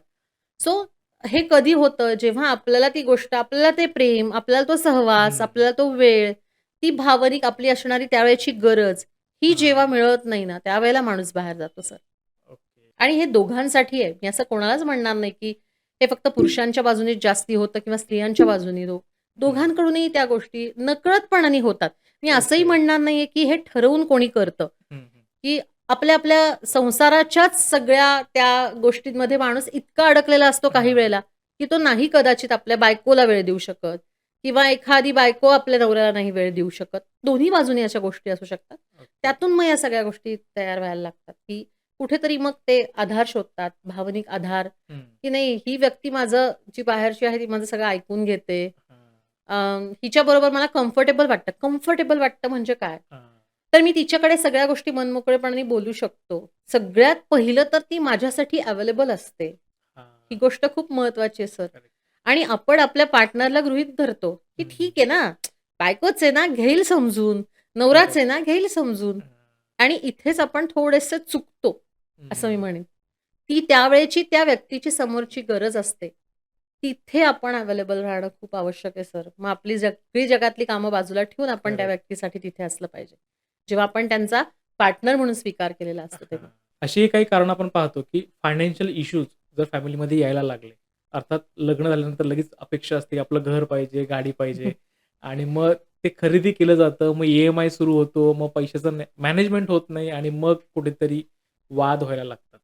तर मग याकडे तुम्ही कसं पाहता? परत एकदा सर, की आता कसं झालंय ना, सगळं लोकांना रेडीमेड हवं असतं. म्हणजे हां. प्रत्येकच मुलीची एक अपेक्षा असते आणि तिच्या आई-वडिलांची अपेक्षा चुकीची असं मी म्हणणार नाही. कारण हं. ते ज्या अ, सगळ्या गोष्टींमधून गेलेले असतात, त्यांना असं वाटतं, की आयुष्यभर आम्ही खूप कष्ट केले आणि कसं तरी करून आम्ही एक घर स्वतःचं करू शकलो. हां. तर आता आमच्या मुलीला जे हवंय ते घर रेडीमेड असावं. ही हां. अपेक्षा चुकीची नाहीच आहे सर, हं. कोणालाही वाटणार आहे. पण मी असं म्हणते, की जर एखाद्या गोष्टीमध्ये तसं नसेल, म्हणजे तुम्ही हं. जेव्हा एखादा मुलगा बघताय एक स्थळ म्हणून, त्या मुलाकडे सगळं चांगलं आहे. हं. कर्तृत्ववान जर मुलगा असेल आणि फक्त त्याचं राहतं घर नाहीये, हं. तर एका या गोष्टीवरून तुम्ही ते स्थळ नाकारू नका असं मला वाटतं सर. ओके. हां. आणि या गोष्टीवरूनच मुलीचे आई-वडील ते स्थळ स्थळ नाकारतात किंवा मुली त्या मुलाला नकार देतात. तसं न करता तुम्ही बाकीच्या चांगल्या गोष्टी बघा आणि मी असं हं. म्हणते, की आता तर दोघं-दोघं जण कमावणारे असतात, नोकरी हां. करणारे असतात. मुलंही चांगले कमावणारे असतात. होईल ना घर, थोडासा वेळ द्या तुम्ही आणि सगळ्या गोष्टी आयत्या मिळाल्यावर मजा नाही राहत ना. हे करेक्ट. त्यांना त्या गोष्टींमधली त्यांना मजा पण कळत नाही सर आणि मी हां, तर हां. असं म्हणते, की माणसाला रोज काहीतरी चॅलेंज पाहिजे, की हो. मला घर घ्यायचंय, मला ऑफिस घ्यायचंय, मला नवीन गाडी घ्यायची आहे. आपल्या मागच्या पिढीचे म्हणजे आपल्या आई-वडिलांचं कसं होतं, की घरात नवीन मिक्सर आणलाय हां, त्याचं हं. आपल्या आईला अप्रूप असायचं. हां. मग आई ते थोडे-थोडे पैसे बाजूला ठेवायची आणि मग त्यातून मिक्सर घरी यायचा. हं. टीव्ही घरी आल्यावर अप्रूप होतं. नवीन गाडी तर खूपच म्हणजे श्रीमंत खूप. लोकांकडेच फक्त तेव्हा कार आणि या गोष्टी असायच्या सर. पण म्हणून मी म्हणते, की या गोष्टीतला पण दोघांनी मिळून आनंद घ्या ना. आई-वडिलांनी दिलेलं आहे ते आहेच आहे, ते तुमचंच आहे, ते कुठेच जाणार नाहीये. पण तुम्ही करायचं म्हणजे आपण म्हणतो तसं, की राहतं काय तुम्हाला करायला असा मला मोठा प्रश्न पडतो, की तुम्हाला करायला काय राहतं मग? काहीच राहत नाही. कारण तुम्ही ते ठेवतच नाही काही. मग तुम्हाला पण वाटलं पाहिजे ना, की नाही आम्ही आमचं घर घेऊ ना. तो आनंद वेगळा आहे. त्यातून मिळणारा आनंद, त्यातून तुमचा स्वाभिमान आहे तो. तर त्या करेक्ट. गोष्टी मुलांना आणि मुलींना दोघांनाही जमल्या पाहिजे. त्यामुळे मला असं खूप वाटतं सर, की मुलींनी फक्त या एका गोष्टीवरून चांगल्या मुलांना नकार देऊ नये. त्या स्थळाला ओके. नकार देऊ नये, की फक्त घर नाहीये, असं काही नाहीये. तुमचंही घर होईल ना, तुम्ही छान प्लॅनिंग केलत, नीट व्यवस्थित नियोजन जर सगळ्या गोष्टींचं केलत, आर्थिक बाजू जर तुम्ही एक व्यवस्थित नियोजित केलीत, तर तुमचं घर नक्की होणार ना. किंवा काही वेळेला मुलींना असं एक अपेक्षा असतात, की मला हसू येतं म्हणजे खरंच असं मुली म्हणायला लागल्यावरती, की दर आठवड्याला बाहेर जेवायला न्यायचंच नवऱ्यानी. दर महिन्याला मला 2 ड्रेस घ्यायचेच त्यांनी. असं नाहीये ना. त्या गोष्टींपेक्षा मी असं म्हणते, की त्या नवऱ्याला कधीतरी वाटू प्रेमाने, की आज दिवाळी आहे. आज दिवाळीचा पाडवा आहे आणि मग मी माझ्या घरच्या लक्ष्मीला काहीतरी आनंदाने, प्रेमाने आणलेलं आहे. तुमच्या वाढदिवसाला त्याला ती संधी तर द्या. तुमची लिस्ट आधी का मोठी आहे, की हे माझ्या नवऱ्याने केलंच पाहिजे. म्हणजे लग्न ठरण्याच्या वेळेला तुम्ही या अटी घालता, की त्यांनी मला फिरायला नेलं पाहिजे. त्यांनी मला दर महिन्याला शॉपिंगला नेलं पाहिजे किंवा हे घरात असलंच पाहिजे. या गोष्टी त्यांनी केल्याच पाहिजे. असं नाहीये ना. मग तुम्ही संसारातली खरी मजाच घालवताय असं मी उलटं करेक्ट. म्हणते. तुम्ही सगळी मजा घालवताय. कारण अगदी साधी गोष्ट सर आपण एखाद्या आपण म्हणतो ना प्ले एरियामध्ये गेलो समजा. तुमच्या समोर काहीतरी चॅलेंज असेल ना, तर तुम्हाला तो गेम खेळण्यात करेक्ट. मजा आहे ना. तसंच बरोबर. जीवन पण तसंच आहे ना. तुमचं आयुष्य किंवा संसार पण तसाच आहे. तुम्हाला रोज जर काही चॅलेंज नसेल, तर ती किती अ, असं मिळमिळीत आणि असं होऊन जाईल, की तुम्हाला सगळं अगदी दिलं तुमच्या आई-वडिलांनी, सगळं बघून दिलं, सगळं छान आहे, ऐशोआराम आहे. पण मजा काय राहिली? तुम्ही करेक्ट. काय करणार? त्यात रोज चॅलेंज पाहिजे ना. मग भले ते छोटं-मोठं असू देत. कुठल्याही गोष्टींचं असू देत. पण त्याच्याशिवाय मजा नाहीये. आणि ही मजा नाही आजकालच्या पिढीला घेतायत असं मला करेक्ट. वाटतं. ती कुठेतरी त्यांच्यामध्ये मिसिंग आहे. ते चॅलेंज एक्सेप्ट करणंच त्यांच्यामध्ये मिसिंग आहे कुठेतरी. आणि ते त्यांनी करावं. आणि मी तुम्हाला नक्की सांगते, ज्या वेळेला मुलगा आणि मुलगी लग्न झाल्यानंतर हे चॅलेंज एक्सेप्ट करून जेव्हा त्या मैदानात उतरतील ना सर, तेव्हा ती आयडियल फॅमिली असणार किंवा ते आयडियल ओके. कपल असणार आहे. आता काउन्सिलिंग वरती आपण बोलतोय. म्हणजे काउन्सिलरकडे जाण्याचा जो काही वेळ आहे, तो हं. कधी आहे? म्हणजे लग्न ठरण्याच्या अगोदर, लग्न झाल्यानंतर एक्झॅक्टली कधी? मी असं म्हणते सर, की आम्ही प्री मॅरेज काउन्सिलिंगला पण खूप जास्ती प्राधान्य देतोय किंवा महत्त्व आहे त्याचं जास्ती. कारण जर तुम्ही काही वेळेला कसं असतं ना, की बऱ्याचशा गोष्टी समजा आता एक अरेंज मॅरेजचं उदाहरण घेऊयात आपण किंवा ते लव्ह मॅरेजमध्ये सुद्धा असू शकतं. पण खूपशा गोष्टी दोघंही जण काही वेळेला एकमेकांशी ओपनली नाही बोलू शकत. हं. ओके. तर तेव्हा सुद्धा जर तुम्ही काउन्सिलरची मदत घेतलीत, हं, तर तुम्हाला पुढच्या सगळ्या गोष्टींचं प्लॅनिंग करण्यासाठी मी तर म्हणते अशा बाबतीत तर जिथे लव्ह मॅरेज आहे, घरातल्यांना कन्व्हिन्स करणं असं जर असेल, इंटरकास्ट असू शकतं किंवा इतर कुठल्या गोष्टी असू शकतात, काही वेगळी कारणं असू शकतात. तिथे सुद्धा काउन्सिलर तुम्हाला मदत करतो, ओके. की तुम्ही कशा पद्धतीने तुमच्या घरातल्यांना कन्व्हिन्स करा. इंटरकास्ट मॅरेज असेल तर त्या मुलीला आज जाऊन सगळ्या गोष्टींना वेगळ्या तिच्या दृष्टीने असणार. एक घर म्हणलं तरी गोष्टी बदलतात. बरोबर. त्या घराच्या पद्धती वेगळ्या असतात. मग जात आणि या गोष्टी बदलल्या, धर्म बदलला तर आणिकच गोष्टी थोड्याशा त्या बरोबर. मुलीसाठी डिफिकल्ट असतात सर. तर त्याच्यासाठीच आधी बोलणं दोघांनी खूप आवश्यक असतं. कित्येक केसेसमध्ये असं बघितलेलं आहे, की लव्ह मॅरेज असलं तरी सुद्धा लग्नानंतर नवरा-बायकोंचे शारीरिक संबंध यावर सुद्धा मोकळा संवाद नसतो सर. ओके. मूल हवं का नको ह्यावर सुद्धा हो. ते मोकळेपणाने बोललेले नसतात. असं सुद्धा बघायला मिळालेलं आहे. ओके. म्हणूनच मी सांगते, की त्याची तुम्ही रिलेशनशिपमध्ये असाल, म्हणजे ते लव्ह मॅरेज असू देत किंवा अरेंज मॅरेज. प्री मॅरेज काउन्सिलिंगला खूप जास्ती महत्त्व आहे. आपण ओके. म्हणतो ना, की पुढच्या गोष्टी टाळण्यासाठी थोडासा आपल्याला त्या सगळ्याचा उपयोग होतो. मदतच होते त्यावेळेला आपल्याला काउन्सिलरची. ओके. त्यामुळे आणि आपण म्हणतो ना, की लव्ह मॅरेजवाले असे म्हणतात, की काही नाही आमच्यात सगळं छानच आहे. पण मी आत्ता जे उदाहरण तुम्हाला छोटंसं दिलं, की दोघांना माहिती नसतं.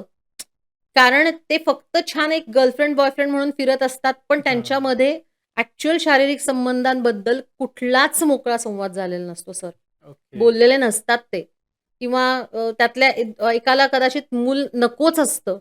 हा हां. सुद्धा त्यांच्यामध्ये विषय आहे. हा नंतर डोकं वर काढतो. करेक्ट. त्यावेळेला तो डोकं वर काढतो, की नाही तू मला सांगितलं नाहीस, की तुला मुलं अजिबात आवडतच नाही आणि आपल्याला हो. मूल नकोच आहे. हे तू मला तेव्हा नव्हतं सांगितलंस. करेक्ट.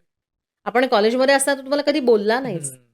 सो या सगळ्या गोष्टी पुढे जाऊन टाळण्यासाठी आधीच काउन्सिलरची मदत घ्यावी असं मला वाटतं नेहमी. त्यामुळे तुम्हाला त्या क्षणीच म्हणजे मी म्हणते, की जेव्हा लग्न ठरतं, आपण बाकीच्या सगळ्या गोष्टी करतो ना, की हो. कार्यालय बघायला जाणं, हां.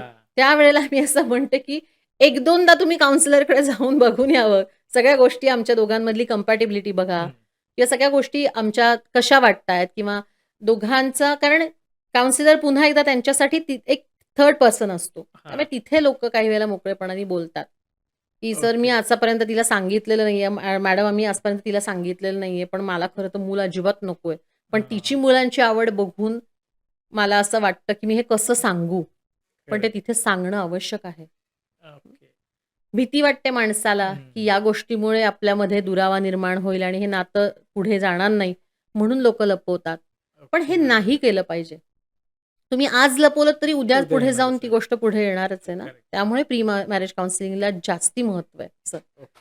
आणि पुन्हा एकदा पुढे प्रत्येक टप्प्यावरती तुम्हाला गरज लागते. हां. त्यावेळेला तुम्ही जेव्हा तुम्हाला वाटतं, त्या क्षणाला तुम्ही मदत घेणं गरजेचं आहे. मी असं म्हणते, की पाणी इथपर्यंत आलं अगदी आता नाकातोंडात शिरायला लागल्यावरती तुम्ही काउन्सिलरकडे जाऊ नका. त्याच्यापेक्षा मी असं म्हणते, की छोट्या गोष्टींची जरी सुरुवात झाली, आता त्याचे पण काही सिम्प्टम्स आपण म्हणू शकतो म्हणजे. हां. तर ते कसे आहेत, की दोघांमध्ये खूप दिवसांचा असणारा अबोला, हां. हा खूप महत्त्वाचा ही सगळ्यात महत्त्वाची साईन आहे सर. ओके. की खूप दिवसांचा जर अबोला तुमच्यामध्ये टिकून राहत असेल, हं. तर तिथे गोष्टी कुठेतरी खटकायला लागल्यात, बिनसतायत गोष्टी हे लक्षात यायला पाहिजेत आणि तेव्हाच तुम्ही काउन्सिलरकडे जा. मग ओके. अगदी पुढे घटस्फोटाचा निर्णय एकमेकांचा घ्यायची वेळ आल्यावर तुम्ही धाव घेणं काउन्सिलरकडे, त्यापेक्षा त्या क्षणाला घ्या.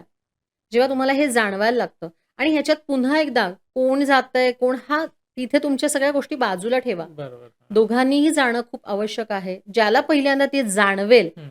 त्यानी तिथून स्वतः दुसऱ्या पार्टनरला बरोबर घेऊन जाण्याची आवश्यकता आहे काउन्सिलरकडे असं मला वाटतं आणि त्या पॉइंटलाच जाणं खूप गरजेचं आहे. ओके. नंतर जाण्यात उशीर होतो असंही मी म्हणणार नाही. हां. त्यातूनही गोष्टी सुधारतात. त्यातूनही एक काहीतरी मार्ग निघतो. मार्गदर्शन उत्तमच मिळतं तुम्हाला कुठल्याही काउन्सिलरकडे गेलात तरी.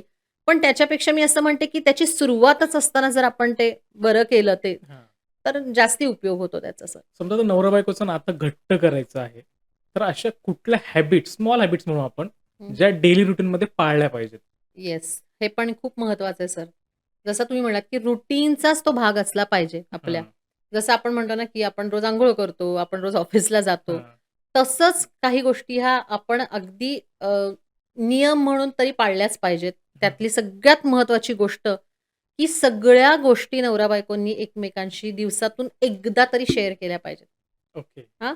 मग ते छोट्या-मोठ्या काही असतील, गमतीशीर असतील, काही कोणाकडून ऑफिसमध्ये ऐकलेल्या असतील किंवा ऑफिसमध्ये काही घडलं असेल, असं असेल, काहीही असू देत.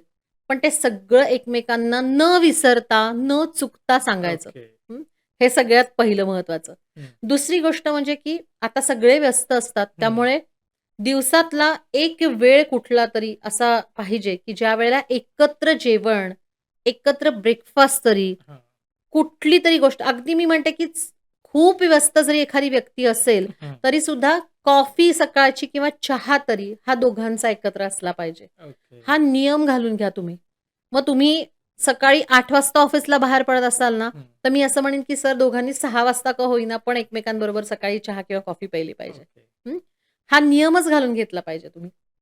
रात्री झोपताना सुद्धा एक जण उशिरा येत असेल ऑफिसमधनं, उशीर होत असेल, कदाचित काही वेळेला खूप उशीर झाला तर पार्टनर म्हणजे बायकाच मोस्टली लवकर येतात घरी ऑफिसमध्ये, त्या झोपून जातात. तर त्यावेळेला सुद्धा शक्य झाल्यास सकाळच्या त्या कॉफी टाईममध्ये किंवा चहा टाईममध्येच तुम्ही एकमेकांना सगळ्या गोष्टी आदल्या दिवशी घडलेल्या सांगणं अपेक्षित आहे. सगळ्या सांगितल्या पाहिजे. जर कोणीतरी होममेकर म्हणजे घरी राहणारी स्त्री हां. असेल, तर त्यांनी सुद्धा घरात काय गोष्टी झाल्या आहेत, हं. सासू-सासऱ्यांच्या बाबतीतल्या काही असतील करेक्ट. किंवा मुलांच्या बाबतीतल्या काही असतील, ते त्यांनी पण त्यांच्या बाजूने सगळ्या गोष्टी सांगितल्या पाहिजे. ओके. हा नियम पाळणं अतिशय आवश्यक आहे सर.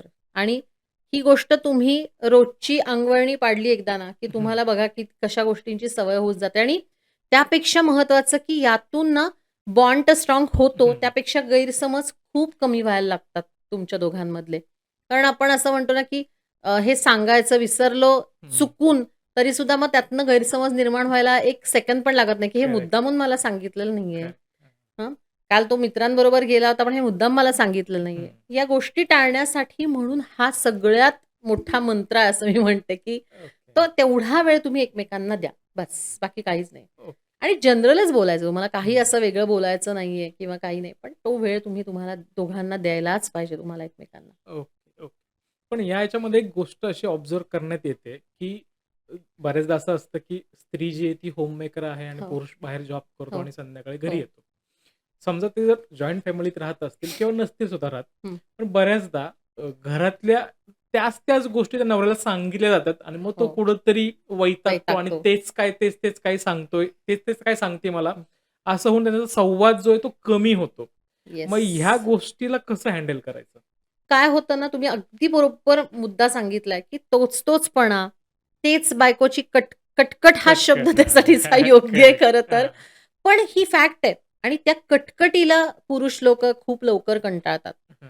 ते त्यांना नको वाटायला लागतं आणि त्यामुळे तुमचाच नवरा घरातून बाहेर जास्तीत जास्ती राहण्याचा प्रयत्न करेल. हं. मग तो कामाचं कारणं द्यायला लागतो. या गोष्टीची करेक्ट. पुन्हा एकदा सर, ही एका दिवसापासून होतच नाही ना. हां. तुम्ही हे पुढचे धोके सगळे टाळण्यासाठी मग तुम्ही शहाण्या व्हा ना. करेक्ट. मग तुम्ही त्याला काय गोष्टी सांगायच्या आणि काय गोष्टींपेक्षा सुद्धा मी असं म्हणते कशा पद्धतीने सांगायच्या. हं.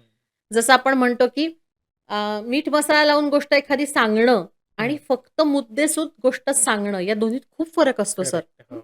की एवढंसं लागलंय, पण मग ते एवढं करून सांगणं. हं. त्यापेक्षा येस लागलं, पण औषध पाणी केलेलं आहे, ओके आहे ती व्यक्ती. हे सांगणं, बापरे! बाटलीभर रक्त गेलं, मग ते स्टिचेस घ्यायला आम्हाला 4 किलोमीटरच जावं लागलं, हे सांगणं. ती दमून भागून आलेली जी व्यक्ती आहे तिला म्हणजे हे तर मी साधं उदाहरण दिलंय हां, हां. तुम्हाला. पण अशी कुठलीच गोष्ट सांगू नका. पण सांगणं आवश्यक आहे. करेक्ट. कानावर घालणं आवश्यक आहे. हां. त्या घरातल्या जो म्हणजे पुरुष आहे महत्वाचा, मेन व्यक्ती आहे. त्याला या सगळ्या गोष्टी माहिती पाहिजेत, की घरात काय घडलेलं आहे.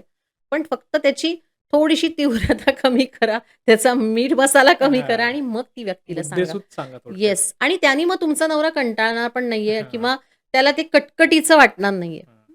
कधीचे छोटं-मोठं काहीतरी सासवा-सुनांमध्ये झालं असेल तरी ते वेगळ्या स्वरूपात सांगा ना तुम्ही. हं. काही नाही रे, आज बोलल्या त्या मला असं, मग मी पण बोलले जरा असं. झालं आमची थोडीशी T20. हां. पण ठीक आहे, ओके. नंतर लागलो आम्ही दोघी बोलायला. हे हां. सांगणं, "काय तुझी आई आहे आणि काय या गोष्टी करते, नको केलेलं आहे मला, उगाच तुमच्या घरात आले मी आणि सगळं मलाच सहन करायला लागतं. कसल्या टोचून बोलतात, मी 2 तास रडत होते, मग मी माझ्या बहिणीला फोन केला." हे नका ना सांगू पुढचं. करेक्ट.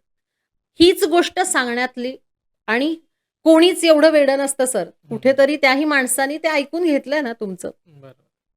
तुम्ही सांगा, त्यांनी ऐकून घेणं हेच महत्वाचं आहे. Correct, correct. पण कशा पद्धतीने हे कळलं आणि हे दोघांनाही कळलं पाहिजे हां. मी फक्त हे हां. बायकांच्या बाबतीत पण म्हणत नाहीये. हे उलटं सुद्धा असू शकतं. काही पुरुष पण असे असतात, की घरात आल्यावरती दिवसभरातनं काय झालंय, मग तू हे असंच का केलंस? हां. तिच्यावर पण पूर्ण विश्वास ठेवून जेव्हा ती दिवसभर तुमच्या आई-वडिलांना, तुमच्या दोघांच्या मुलांना सांभाळत असते, तेव्हा तुमचा पण एक तो विश्वास असला पाहिजे. मग तू हे का नाही करून घेतलंयस, ते का नाही करून घेतलंयस?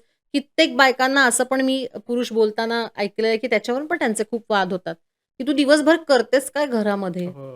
हा खूप खूप. खटकणारा एक करेक्ट. वाक्य आहे ना सर कोणालाही. सो थोडंसं तिलाही समजून घ्या. ती पण दिवसभर अ, आज आणि हा खरंचच मोठा जॉब आहे. घर सांभाळणं बरोबर. अजिबातच सोपी गोष्ट नाहीये. सगळ्यात मोठा टास्क आहे माझ्या दृष्टीने तो.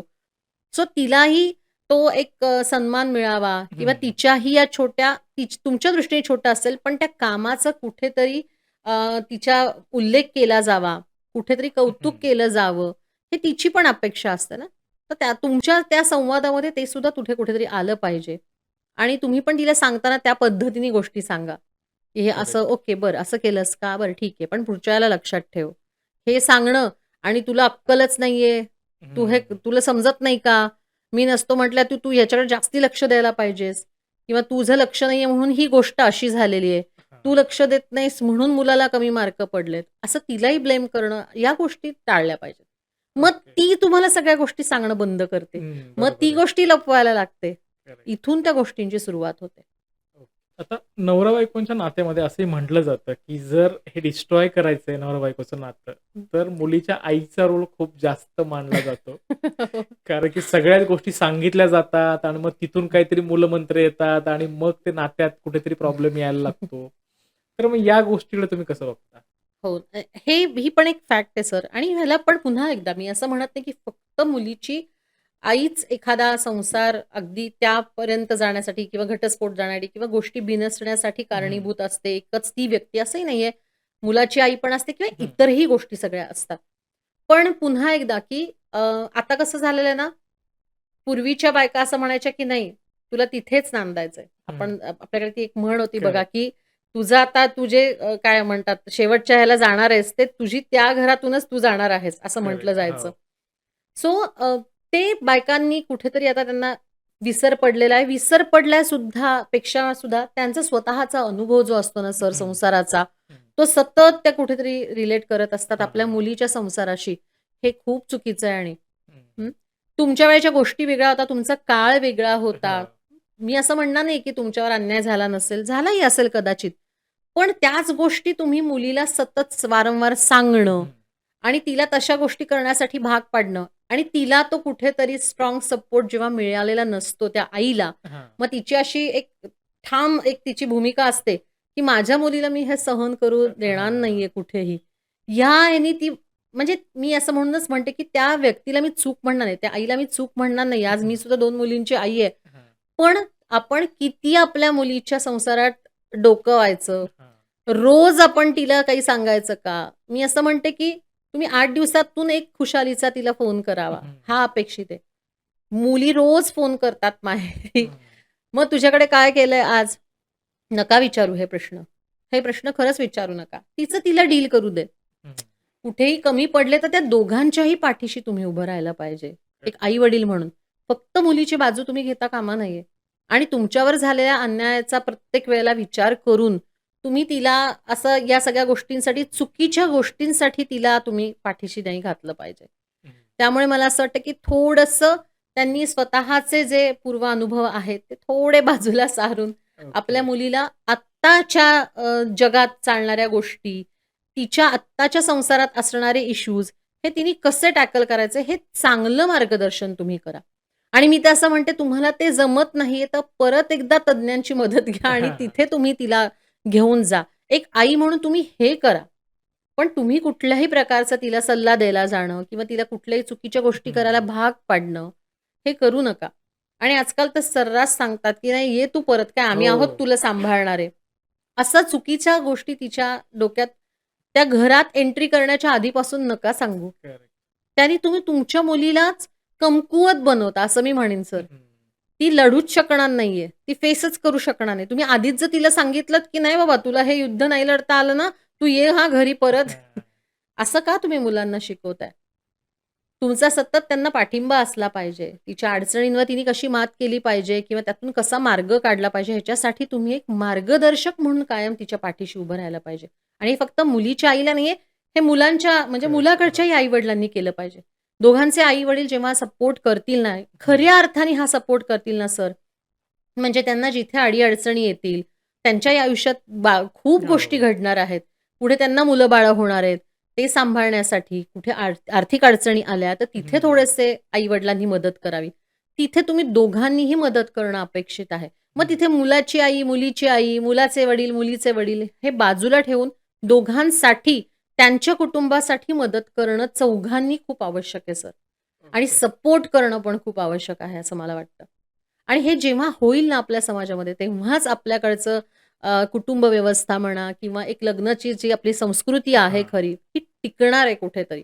आणि जी आता कुठेतरी थोडी हलल्यासारखी हां, हां. वाटतीये, ती नाही हलणार. ओके. जेव्हा हे 4 खांब जेव्हा खूप स्ट्राँग असतील ना, आपण म्हणतो हं. ना, की त्यावर नंतर ती या नवरा-बायकोंच्या नात्याची स्लॅब पडणार आहे असं आपण म्हणू करेक्ट. शकतो. हां. सो ते 4 खांब खूप स्ट्राँग असले पाहिजेत.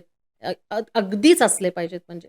आणि जेव्हा तो स्ट्राँग सपोर्ट मुलांना मिळेल ना, तर मी सांगते ते सुद्धा एक सुंदर कपल आणि आयडियल कपल म्हणूनच आपल्याला बघायला मिळेल. आता टॉक्सिक रिलेशनशिप जे म्हणतो आपण, हं. ते सुरू झालं की वाद-विवाद आणि बऱ्याच गोष्टी होतात. हो. तर त्याच्या सायन्स म्हणतो आपण, की कसं ओळखलं गेलं पाहिजे रिलेशनशिप ते? तर त्याबद्दल सांगा? टॉक्सिक म्हणजे आता त्याला पण खूप गोष्टी आहेत सर. सगळ्यात पहिलं तर काय, की तू कोणाशी बोलतीयेस? हं, संशय. सगळ्यात पहिला तर संशय असतो. मग तू या व्यक्तीशी नाही बोलायचंस. हं. तू हिच्याकडे नाही जायचंस. मग ती मैत्रीण असेल असंही मी म्हणत नाही हो. की कोणी त्या बायकोचा मित्रच असला पाहिजे असं नाही. हं, मैत्रिणींशीच बोलण्यासाठी सुद्धा बंदी घालणारे असतात. हं. कारण तू तिच्याशी सगळं शेअर हां. करतेस, माझ्याशी नाही सगळं शेअर करत. नाही जायचंस. ही एक साईन आहे. दुसरं म्हणजे की नसलेली गोष्ट अट्टाहासाने त्या समोरच्या व्यक्तीवरती लादणं किंवा तीच मान्य करायला लावणं, हे जे हां. म्हणतो ना आपण, ते पण टॉक्सिक एक रिलेशनची एक हे म्हणू शकतो, साईन म्हणू शकतो, की नाही असंच आहे. हं. मी सांगतीये ना, मग असंच आहे किंवा मी सांगतोय ना, म्हणून असंच आहे. हे सुद्धा करणं, हे ओके. सुद्धा चुकीचं आहे. स्पेस न देणं, थोडीसुद्धा म्हणजे मी असं म्हणतच नाही, की स्पेस म्हणजे अगदी तुम्ही त्या समोरच्या व्यक्तीला सगळ्या बाबतीतली मोकळीक द्या. हं, पण एक व्यक्ती स्वातंत्र्य जे हवं आहे ना, ते हं. तिथं देणं खूप आवश्यक असतं आणि छोट्या-छोट्या गोष्टींमध्ये मग कपडे कुठले घालायचे हां. यापासून सुद्धा जेव्हा ची सुरुवात होते, की हे घालायचं नाहीस, याच्याशी बोलायचं नाहीस, हिच्याशी बोलायचं हं. नाहीस, आईशी बोलायचं नाहीस, वडिलांशी बोलायचं नाहीस. ज्या गोष्टी जिथे सुरू होतात ना, हे सगळं नातं त्या दोघांमध्ये सगळं बिनसायला सुरुवात झालेली असते, असे हे त्याच्या साईन आहेत काही-काही सर. ओके. त्यामुळे आणि टॉक्सिक रिलेशनशिपमध्ये तर बरेचदा असं बघायला गेलेलं आहे, की नाहीच नातं ते टिकून राहू शकत. कारण समोरचा माणूस त्याला इतका हळू करत स्वतःच्या कंट्रोलमध्ये ठेवायचा प्रयत्न करतो, डॉमिनेट करायला लागतो. हं. अशा नात्यामध्ये कोणीच नाही टिकून राहू शकत फार काळ. करेक्ट. हो. एक आपण म्हणूयात, की एक ती समोरची व्यक्ती चांगली असेल, प्रेमाखातर ती 6 महिने, 6 वर्ष राहील. पण त्यापुढे नाही ते सर नातं टिकून राहत. कारण त्या त्या सगळ्याचा त्या व्यक्तीला जास्ती त्रास व्हायला लागतो, मानसिक त्रास खूप व्हायला लागतो. त्यामुळे टॉक्सिक रिलेशनशिपमध्ये जी व्यक्ती अशी वागतीये ना, तिच्यावरती काम करण्याची खूप आवश्यकता असते. ओके. आणि हे सहन पण फार काळ करू नये असं मला वाटतं, की कारण ते म्हणतो ना, की त्याला कुठेच असं मर्यादा नाहीयेत सर. हं. मग समोरची व्यक्ती इतकी अशी इन्सिक्युअर होऊन जाते, की प्रत्येक गोष्टीवरती, प्रत्येक मिनिटावरती त्या समोरच्या व्यक्तीवरती नजर ठेवून असते ती. हां. म्हणजे अगदी सीसीटीव्ही कॅमेऱ्यासारखं ते काम करेक्ट. करायला लागतात. जे कोणालाच नाही आवडत ना. करेक्ट. तुमची स्वतःची एक स्पेस असते, काहीतरी प्रायव्हसी असते, ती सगळीच डिस्टर्ब व्हायला लागते. हं. सो नाही असं नातं नाही फारसं टिकत मग सर. अर्थात ट्रस्ट जो असतो तो ब्रेक येस. होतो या हो, गोष्टीमध्ये. हो. मग आता तुमच्याकडे ज्या काही येणाऱ्या केसेस आहेत, हं. अर्थात ट्रस्ट ब्रेक झालाय, त्याच्यामुळे हो, एकमेकांवरती विश्वास नाहीये, वादविवाद झालेत म्हणून ते डिव्होर्सपर्यंत जाणार आहेत हो, किंवा हो, म्हणून ते हो, काउन्सिलिंगसाठी आलेत. हो. मग तुमच्याकडे काउन्सिलिंग झाल्यानंतर हं, हा जो ट्रस्ट ब्रेक झालाय, हं, नात्यातला जो हं, दुरावा आहे, एकमेकांविषयी कटुता निर्माण झाली आहे, हं. तर ह्या काउन्सिलिंगनी ती पूर्णपणे भरली जाते का? पूर्णपणाने भरली जाते असं मी उगीचच खोटं नाही सांगणार सर. हं. कारण ट्रस्ट अशी गोष्ट आहे आणि ती कुठल्याही नात्यांमधली हां. नवरा-बायकोंमध्ये तर सगळ्यात महत्त्वाची हं. आहे. त्याच्यावर सगळा पाया असतो त्यांच्या पूर्ण संसाराचा असं आपण म्हणू हं. शकतो. पण तरीसुद्धा जर तो कुठेतरी विश्वासघात झाला असेल, तर पुन्हा एकदा त्याच्या मुळाशी जाण्याची खूप आवश्यकता आहे. की ओके. एकतर खरंचच तो विश्वासघात झाला आहे का? काही वेळेला तो हां. गैरसमज सुद्धा असू शकतो ना. हां. बरोबर. तो बघणं. म्हणूनच पुन्हा एकदा की काउन्सिलरची मदत तुम्ही यासाठी का घ्यायची? कारण तो एक तिराईत म्हणून तुमच्याकडे बघणार आहे. करेक्ट. त्या सगळ्या गोष्टींच्या मुळापाशी तो जातो हं. आणि मग त्या सगळ्या गोष्टी बघितल्या जातात. आणि खरंच जर दुर्दैवाने असं काही झालं असेल, हं. जसं आपण मगाशी एक्स्ट्रा मॅरिटल अफेअरचं हा तर हो. सगळ्यात मोठा एक विश्वासघात आहे ना सर. करेक्ट. हो. तो त्यामधून बाहेर येण्यासाठी मात्र खूपच वेळ लागतो हं. समोरच्या व्यक्तीला. म्हणजे माझा तरी आत्ता आजपर्यंतचा असा अनुभव आहे, की नाही त्यातून फारसे लवकर लोकं बाहेर येत ओके. किंवा जरी बाहेर आले, तरी ते 100% आलेले नसतात किंवा तो ट्रस्ट किंवा तो विश्वास जो आपण म्हणतो ना, की तो पूर्ण पहिल्यासारखा 100% नाही राहत. तो कुठेतरी ओके. 70% येऊन अडलेला असतो आणि मग 30% पुन्हा संशय डोक्यात असतो ना सर, की ओके. पुन्हा असं माझ्या बाबतीत झालं तर आणि हां. सततची मग ती भीती, की परत ह्या व्यक्तीने माझा विश्वासघात केला तर किंवा असं काहीतरी आहेच आहे अजून. ओके. मग त्या रिलेशनला तसं मग फार अर्थ राहत नाही सर. हं. त्यामुळे एकतर त्या 30% पण खूप काम केलं गेलं पाहिजे आणि ते काम फक्त ज्या व्यक्तीने विश्वासघात केलेला आहे हां. तीच करू शकते. आणि ओके. त्याच्यासाठीचे एफर्ट्स तिला 100% घ्यावे लागतात. तेव्हा कुठेतरी ते 30% सुद्धा भरून निघणार आहेत. आणि पुन्हा एकदा की ही एका दिवसात तर नक्कीच नाही होणार आहे किंवा काउन्सिलिंगचे तुम्ही 5-5, 6-6 सेशन्स घेऊन सुद्धा नाही होत सर. त्याच्यासाठी खरंचच आपण म्हणतोच ना, की विश्वास गमवायला एक क्षण सुद्धा खूप असतो. पण विश्वास मिळवण्यासाठी कोणाचाही म्हणजे त्याला अक्षरशः काही वेळेला अख्खा जन्म जावा लागतो हो, माणसाचा. बरोबर. त्यामुळे ही खूप मोठी गोष्ट आहे आणि मोठी प्रोसेस आहे माझ्या दृष्टीने. त्यामुळे तिथे मात्र खूप नंतर पण इश्यूज होतात सर. खूप प्रॉब्लेम्स येतात. कितीही काउन्सिलरकडे येऊन सुद्धा मदत घेतली तरी डोक्यातून त्या व्यक्तीच्या ती गोष्ट नाही हां. जात. कुठेतरी ती एक 30% ची इन्सिक्युरिटी, संशय हा राहतोच. मग तिथे थोडंसं अजून जास्ती काम करण्याची आणि खूप काळ काम करण्याची गरज असते. आणि ओके. ते त्याच्यासाठी मग नक्कीच दोघांनी पेशन्स ठेवला पाहिजे. जो नाही आता कोणाकडेच, की तो पेशन्स ठेवूनच ते काम केलं पाहिजे. आणि समोरच्या व्यक्तीने ज्याच्याकडून तो एखादी गोष्ट चुकून घडलेली हं. आहे असं आपण म्हणूयात. तर त्यांनी मात्र वारंवार ती खात्री पण दिली पाहिजे, की माझ्याकडनं हां. ही गोष्ट पुन्हा नाही होणार ही. हं. आणि खरंचच तेवढ्या प्रामाणिकपणाने त्यांनी प्रयत्न पण करायला हवेत. तर मग कुठेतरी त्याच्या एफर्ट्सला पण नक्कीच आपण म्हणूयात कुठेतरी काहीतरी एक पॉझिटिव्ह हे मिळतो नक्की. ओके. पण दोघांकडनंही ते होणं आणि पेशन्स ठेवणं मात्र या गोष्टीत खूप आवश्यक आहे सर. म्हणजे कित्येक काळ जातो, काही वर्ष जातात. हं, हं. हो. तेव्हा कुठेतरी हा विश्वास पूर्ण पुन्हा येतो एकमेकांबद्दल वाटायला लागतो. बऱ्याच केसेसमध्ये मी असं ऐकलेलं आहे किंवा बघितलेलं आहे. माझ्याकडे अशी नाहीये केस आलेली, पण म्हणजे नंतरची आलेली नाहीये. पण खरंचच म्हातार वयात मग त्यांना एकमेकांबद्दल असं वाटतं, की हा जो विश्वास तरुणपणात माझ्या नवऱ्याने माझ्याशी असं वागलेलं आहे. आता कुठेतरी त्या स्त्रीला वाटतं, की नाही नंतर मात्र त्यांच्याकडनं असं काही घडलं नाहीये. हं. मग तेव्हा कुठेतरी म्हातार वयामध्ये त्या प्रेमामधून म्हणा, त्यांच्या वागणुकीतून म्हणा, कुठेतरी पुन्हा तो थोडासा एक विश्वास आहे तो हो. मूळ पदावर यायला लागतो. पण पुन्हा एकदा म्हणलं तसं, की त्याला एवढा काळ जावा लागतो. असंच ओके. बघितलेलं आहे बरेचदा.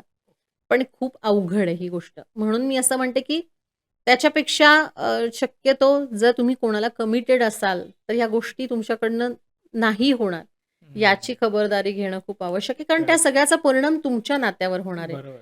ज्या व्यक्तीबरोबर तुम्ही कमिटेड आहात, बांधील आहात, तुमचं हं. पार्टनर आहे, तिथे गोष्टी बिनसत जाणार मग सर. आता लोकांना असं वाटतं, की आपल्या दोघांमध्ये मतभेद झाला, की आपल्याला डिव्होर्स घ्यायचा आणि विषय संपवायचा. पण याच्यामध्ये सगळ्यात जास्त पिचला जातो तो म्हणजे मुलगा किंवा मुलगी त्यांचं जे काही मुलं असतील ते. हो. तर मग सेपरेशन नंतर ना या मुलांच्या मनावरती काय परिणाम होतो? खूप विचित्र आणि वाईट असे परिणाम होतात सर. आजपर्यंत ज्यांचे आई-वडील सेपरेट झालेले आहेत हं. कुठल्याही कारणाने, ती कुठलीच मुलं आनंदी पाहिलेली नाहीयेत मी ओके. अनफॉर्च्युनेटली. आणि खरंच आहे की आपण जेव्हा आई-वडील म्हणून कोणाला तरी खरंच एक जीव जन्माला घालतो ना, हं, तेव्हा मी कायम असं म्हणते की त्या आई-वडिलांनी सगळ्यात पहिल्या त्या मुलाचा विचार करावा. हं, म्हणजे माझ्याकडे पण कोणीही काउन्सिलिंगला आलं ना, की सगळ्यात पहिलं माझं लक्ष त्या मुलाकडे जे कोण त्यांचं हं, अपत्य असेल आणि तुम्हाला असं वाटतं, की ते फक्त लहान वयातलं आहे, असं नाहीये. ते मूल 25 वर्षांचं, 30 वर्षांचं झालं तरी ओके. त्याच्यासाठी आई-वडील हे तसेच असतात सर. हं, त्या 30व्या वर्षी सुद्धा त्याला आई-वडिलांचा डिव्होर्स होणं नको असतं किंवा घटस्फोट होणं नको असतं. हं. त्या सगळ्याचे परिणाम त्याही वयात त्या मुलावर होत असतात. ओके. सो ते टाळणं हे खूप गरजेचं आहे आणि मी कायम एकच वाक्य सांगते, की तुम्ही तुमच्या नात्याला ॲट एक संधी द्या. ओके. एक तरी संधी द्या. मग एकच म्हणा किंवा एक तरी म्हणा, पण हां, ती हां. खूप आवश्यक आहे सर. बरेच ओके. लोकं ते करतच नाहीत. हं. एक चान्स तो बनता है आपण म्हणतो ना तसं, करेक्ट. की तो सगळ्यांनाच खरंच गरज आहे त्याची आणि तेवढी एक गोष्ट ती एक संधी फक्त तुम्ही द्या समोरच्या तुमच्या पार्टनर किंवा दोघांनी ती संधीचा पूर्ण काय म्हणतो ना आपण वापर करून घ्या. हं, हं. त्या एका संधीचं सोनं करायला विचार करा तुम्ही. कारण ती मुलं जेव्हा अशी केविलवाणी येत असतात, हे चित्र सगळ्यात वाईट आहे सर, हां. सगळ्यात वाईट आहे हे. म्हणजे आत्ता पुण्यामध्ये तर फॅमिली काउन्सिलिंग जिथे चालतं म्हणजे कोर्टामध्ये, तिथे सिंगल पेरेंट्सचे वेगळे-वेगळे गट आहेत आणि मग त्या मुलांसाठी वेगळी-वेगळी सारखी सेशन्स चालू असतात. हो. सिंगल पेरेंटिंगसाठी सारखे ट्रेनिंग प्रोग्राम चालू असतात. पण मी तर असं म्हणते, की ते नाहीच व्हायला पाहिजे. हं. तिथे असे हां, कुठल्या वेगळ्या कारणाने जर अ, पालक एकटा आहे, म्हणजे हां. त्याच्या पार्टनरचा काही मृत्यू वगैरे होणं, ह्या हं, गोष्टी वेगळ्या आहेत सर. हं. पण ते सोडून जर तुम्ही ठरवून घटस्फोट घेऊन जर वेगळे झालात आणि मग ते हां. मूल एकाकडेच असेल ना, तर तुम्ही कधीही बघा कोणी असं कोणाच्या मी म्हणते नशिबाला ते चित्र बघायची पण वेळ येऊ नये. पण असं दुर्दैव आहे की ते चित्र असं बघायला मिळतं, की तिथे खूप संख्येने लोकं असतात. एक पार्टनर्सच फक्त तिथे ओह! घेऊन आलेले असतात मुलांना आणि मग त्यांच्यावर मात्र आपल्याकडे खूप काम केलं जातं. कारण त्यांची मानसिकता ही आपली पुढची पिढी आहे सर ना. हं, बरोबर आहे. आणि त्यांचा सगळ्यात पहिलं तर त्यांचा लग्नावरचा, नातेसंबंधांवरचा हां. विश्वासच तुटतो ना. खरं. ते पुढे काय स्वतः रिलेशनशिपमध्ये त्यांची हिंमतच होत नाही सर. हं. असे पण खूप लोक बघितलेले आहेत, की पुढे जाऊन लग्न करतानाही ते मुलं घाबरतात, की नकोच आहे ओह! आम्ही कायम आई-वडिलांचं असं बघितलंय आणि मग त्याचा एंड काय असतो तर हा असा असतो म्हणून आम्हाला लग्न करायचं नाहीये. ओके. असं सुद्धा सर बघायला मिळतं. त्यामुळे सगळ्यात वाईट आणि मी म्हणते, की मुलं असणाऱ्यांनी तर एकदा नाही मी म्हणेन, की त्यांनी तर 100 चान्स द्यावेत सर ओह! मुलांसाठी. म्हणजे एक वेळ फक्त नवरा-बायकोच असतील आणि मूल-बाळ नसेल तर एक चान्स ठीक आहे. पण मी हां. जिथे मुलं आहेत तिथे म्हणते, की 100 चान्स द्यावेत सर त्यांनी त्यांच्या ओके, रिलेशनशिपला आणि खरंच फक्त त्या मुलांसाठी द्यावेत. ओके. कारण ती पुढची मुलं खूप वेगळ्या वळणावर जातात. डिप्रेशनमध्ये जाणं, अँक्झायटी असणं त्यांना नात्यांबद्दलची, हं, हे हं, हं. सगळं खूप बघायला मिळतं पुढे जाऊन सर. आणि हे खूप वाईट दृश्य आहे ओके, आणि ज्याचं ओके. प्रमाण खूप दिवसेंदिवस वाढत चाललेलं आहे. ते आपल्याला थांबवण्याची कुठेतरी आवश्यकता आहे. त्यामुळे सगळ्यांनी नक्की एक एक तर चान्स द्यायलाच पाहिजे असं मी म्हणते. नाही, मला वाटतं मॅडमचा हा मुद्दा ज्या लोकांनी आत्ता ऐकला आणि जे कोणी पॅरेंट्स या वाटेवर असतील, तर त्यांनी आत्ताच सावध व्हा. स्वतःसाठी नाही, पण आपल्या मुलांसाठी हा चान्स एक नाही 100 वेळा हा चान्स दिलाच पाहिजे मुलांसाठी. जसं मॅडमने आत्ता सांगितलं. तर आता तुम्ही काउन्सिलर आहात, तर मला हे जाणून घ्यायचंय, की आत्तापर्यंत तुमचं जे काही करिअर आहे, त्याच्यामध्ये तुम्ही किती संसार वाचवले? ऑलमोस्ट माझ्याकडे आत्तापर्यंत फक्त कपल्सचं म्हणाल तर म्हणजे बाकीचे वेगळे-वेगळ्या हां. फॅमिलीसाठी येत असतात. हं. मुलांसाठी जास्ती येतात म्हणजे बाकीच्या इश्यूजसाठी मुलांच्या. पण घटस्फोट रोखण्यापर्यंत जवळ-जवळ सर 30 ते 40 असे कपल्स आहेत. ओके. हां. आणि येतात अजून मला खूप आनंद वाटतो, की ते जेव्हा येतात आणि सांगतात. आता त्यातले रिसेंट तर अगदीच मला हां. काल फोन आला होता, की जे मुंबईला शिफ्ट झालेत आता पुण्यात होते अगोदर आणि त्या लेडी ज्या आहेत त्या अगदी खूप आनंदाने फोन करतात आणि सांगतात. काय-काय गोष्टी सांगत असतात. मधनं फोन येतात. तर मला छान वाटतं. ते ऐकून पण मला छान वाटतं. काही ओके. तक्रारीही पण सांगतात. अजूनही तक्रारी पण सांगतात, ओके. की नाही ह्याच्यात सुधारणाच नाहीये, हे असं केलेलंच नाहीये अजून. पण हं. तरी राहतात ओके. एकत्र. हां, हां. पण मी म्हणते, की नाही भांडणात पण मजा असते. भांडणं करत ती तर व्हायलाच पाहिजे ना, करेक्ट. त्याशिवाय पण हां. मजा नाहीये. सगळंच कसं गोड सगळं रोज आपण गोड जेवू नाही शकत. नाही शकत. थोडंसं काहीतरी बरोबर. आंबट, तिखट, तुरट, खारट पाहिजेच ना. करेक्ट. तसंच आहे ते. पण छान वाटतं मला जेव्हा अशी काही लोकं हां. येतात आणि ते संसार वाचवल्याचा कारण माझ्याकडे कोणीही काउन्सिलिंगला आल्यावर हं. माझा सगळ्यात पहिला प्रयत्न हा तो संसार टिकवणं, हां. वाचवणं याच्यासाठी मी 100 नाही सर 200% एफर्ट्स माझे स्वतःचे देते. म्हणजे ओके. खूप वेळेला मी खूप अ, म्हणजे असं स्वतःला मला त्याचा त्रास पण होतो. इथपर्यंत लेव्हलला मी स्वतः इमोशनल ओके. होते. पण माझा तो हट्टही असतो, प्रयत्नही असतो हां. नक्कीच, की तो संसार वाचला पाहिजे. कारण ते वाचल्यानंतरचा तो त्या मुलांच्या चेहऱ्यावरचा जो आनंद असतो ना सर, तो म्हणजे बास म्हणजे मी म्हणते, की तिथे सगळं मिळवलं मी.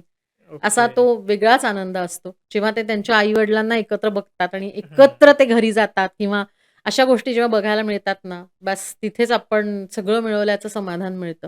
ओके. त्यामुळे खूप आवश्यक आहे, की तुम्ही काउन्सिलरची मदत घ्या, जरूर घ्या. आणि मी असं काउन्सिलर्स आता मी का म्हणते सर, की पूर्वी ना आपल्या घरीच काउन्सिलर असायचा. हं. म्हणजे घरातली कोणीतरी हां. आजी, मावशी, करेक्ट. काकू कोणीतरी आई ह्या खऱ्या काउन्सिलर होत्या. फक्त त्यांनी त्याचं प्रशिक्षण घेतलेलं नव्हतं हां. एवढंच आहे. पण त्यांचा अनुभव आपल्यापेक्षा नक्कीच जास्ती होता. त्यामुळे त्याच कान पिळायच्या आणि छोट्या-छोट्या टिप्स द्यायच्या. "अगं असं नाही, असं कर म्हणजे नवरा खुश राहील." किंवा नवऱ्याला सांगायचंय, "असं कर रे, तिला आवडतं. सोडून दे गोष्टी हां. 4." हे काय होतं, हे काउन्सिलिंग तर होतं ना खरंच. सर. हं. पण आता ते तसं राहिलेलं नाहीये. आजकाल आता सगळे विचार काय करतात, नको बाबा यांच्यात पडायला. आपण हं. कसं बोलणार? तिला आवडेल का? त्याला आवडेल का मध्ये हो. बोललेलं? म्हणून आई-वडीलच मध्ये पडत नाहीत आधी. तेही काही ठिकाणी बघितलं तर योग्य पण आहे, मी तर असं म्हणते. त्यापेक्षा तुम्ही तज्ञांकडे जाऊन त्यांचं मार्गदर्शन घेणंच योग्य ठरतं सगळ्याच बाबतीत. Okay, okay. तुम्ही आता काउन्सिलर आहात. हां. समजा आपल्या ऑडियन्सपैकी कुणाला तुमच्याकडे यायचं असेल, हं. तर एक्झॅक्टली त्याची प्रोसिजर काय असते आणि सिटिंग्ज जे म्हणतो आपण त्या हां. कशा ठरवल्या जातात? येस. सगळ्यात पहिल्यांदा तर आता बरेचदा काय होतं सर, की कोणीतरी एकच जण आधी तयार झालेलं असतं. ओके. हां. हे तर बरेचदा होतं. हं. म्हणजे पहिले 3-4 सेशन्स बिचारा कोणीतरी तो एकच म्हणजे जेंट्स आलेले असतात किंवा लेडी हं. आलेले असते, तर ते म्हणतात, "मी तिला कसं सांगू चल म्हणून काउन्सिलरकडे ओके. किंवा मी त्यांना कसं सांगू काउन्सिलरकडे ये." पण होतं. 2-3 सेशन्स नंतरही ते येतात. दोघं जण येतात आणि त्याप्रमाणे सेशन्स आपली पुढे वाढू शकतात किंवा कमी. काही वेळेला तर माझा असा अनुभव आहे, की काही नाही अहो सर, अक्षरशः एकाच सेशनमध्ये सुद्धा ते दोघं हसत-हसत जातात आणि ओके. परत त्यांना येण्याची आवश्यकता भासत नाही. काही वेळेला खूप न बोललेल्या गोष्टी ते काउन्सिलर समोर बोलून जातात पटकन, हां. की ज्याच्यामध्ये त्यांच्याच प्रश्नाचं उत्तर असतं हं, हं, किंवा हं. त्यांना खटकणाऱ्या गोष्टींचं कुठेतरी सोल्युशन त्यांना मिळून जातं. त्यामुळे आवश्यकताच लागत नाही नंतर सुद्धा येण्याची. काही वेळेला 2-3 सेशन्समध्ये काम होतं. ओके. काहीच गोष्टींमध्ये अ, दोघांशी वेगळं-वेगळं काही वेळेला बोलायला लागतं. काही वेळेला दोघांना एकत्र बोलवून काही सेशन्स घ्यावी लागतात. जर खूप काही हं. वेगळेच इश्यूज असतील तर. मग तिथे मात्र थोडा वेळ लागतो. एक 8-10 सेशन्स होतात. साधारण ओके. 15-15 दिवसांच्या अंतराने ऑनलाईन आणि ऑफलाईन असे दोन्ही सेशन्स ओके. मी घेते. कारण आता माझ्याकडे बऱ्यापैकी परदेशातून पण ओह! येतात काउन्सिलिंगसाठी. मग ऑनलाईन Zoom Meetवरती ते जास्त सोपं पडतं. त्यामुळे तेही येतं आणि अजून एक मी सांगेन, की माझ्या इन्स्टिट्यूटमध्येच मी 3 महिन्यांचा एक छान कोर्स कंडक्ट केलेला आहे. जो मॅरेज काउन्सिलिंगचा आहे, म्हणजे फॅमिली काउन्सिलिंग आणि मॅरेज ओके. काउन्सिलिंग हे दोन्हीही त्याच्यामध्ये मी कव्हर करते. आणि मी असं सगळ्यांना म्हणते, की जसं पूर्वी बिचाऱ्या न शिकलेल्या अशा आपल्या घरातल्या आजी-मावशी आणि या सगळ्या हां. काउन्सिलरचं काम करायच्या. आता मी असं म्हणते, की तुम्ही तज्ञांकडून व्यवस्थित मार्गदर्शन घेऊन, हां. व्यवस्थित गोष्टी शिकून घ्या ओके. काउन्सिलिंगशी संबंधित. आणि घरात असं एक जण ज्या या सगळ्या गोष्टी, हे टेक्निक्स, त्यातल्या काही थेरपी वापराव्या लागतात. त्या जर सगळ्या तुम्ही शिकलात, तर ओके. तुमच्या घराला नक्की त्याची मदत होणार आहे. ओके. नक्कीच मदत होते सर. असा माझा कोर्स पण आहे 3 महिन्यांचा हं, आणि मी म्हटलं तसं, की घरातल्या आजी असतील, कोणी हं. ज्या होममेकर असतील, त्यांनी हा कोर्स करावा. नक्कीच त्याचा तुम्हाला फायदा होईल. ओके. म्हणजे समजा ज्याला कोणाला काउन्सिलर व्हायचंय त्यांच्यासाठी हा येस, कोर्स आहे. येस. त्यांच्यासाठी हा ओके. कोर्स वाह! आहे सर. सो आता मॅडमनी सांगितलं, की जर तुम्हाला स्वतःला ॲज अ काउन्सिलर म्हणून एक करियर करायचं असेल, तर ती पण एक संधी आहे. येस. तुम्हाला आता स्क्रीनवरती नंबर दिसतोय. तुम्ही WhatsApp करा किंवा कॉल करून तुमची अपॉइंटमेंट बुक करू शकता. अजून तुम्हाला जर तुमचा संसार वाचवायचा असेल, म्हणजे अर्थात ज्यांना कोणाला प्रॉब्लेम आहे त्यांच्याबद्दल बोलतोय मी. तर तुम्ही सुद्धा काउन्सिलिंगसाठी मॅडमला कॉन्टॅक्ट करू शकता. स्क्रीनवरती तुम्हाला नंबर दिसतोय. हाच नंबर डिस्क्रिप्शनमध्ये सुद्धा असणार आहे. मॅडम आता बराच वेळ झाला आपण गप्पा मारतोय. आपण आता येस. थांबूयात. येस. तुम्ही तुमचा अमूल्य वेळ दिला त्याबद्दल खूप खूप धन्यवाद. Thank you. तुम्हाला जर हा पॉडकास्ट आवडला असेल तर लाईक, शेअर आणि सबस्क्राईब करायला विसरू नका. भेटूयात पुढच्या पॉडकास्टमध्ये एका नवीन विषयासह. नमस्कार.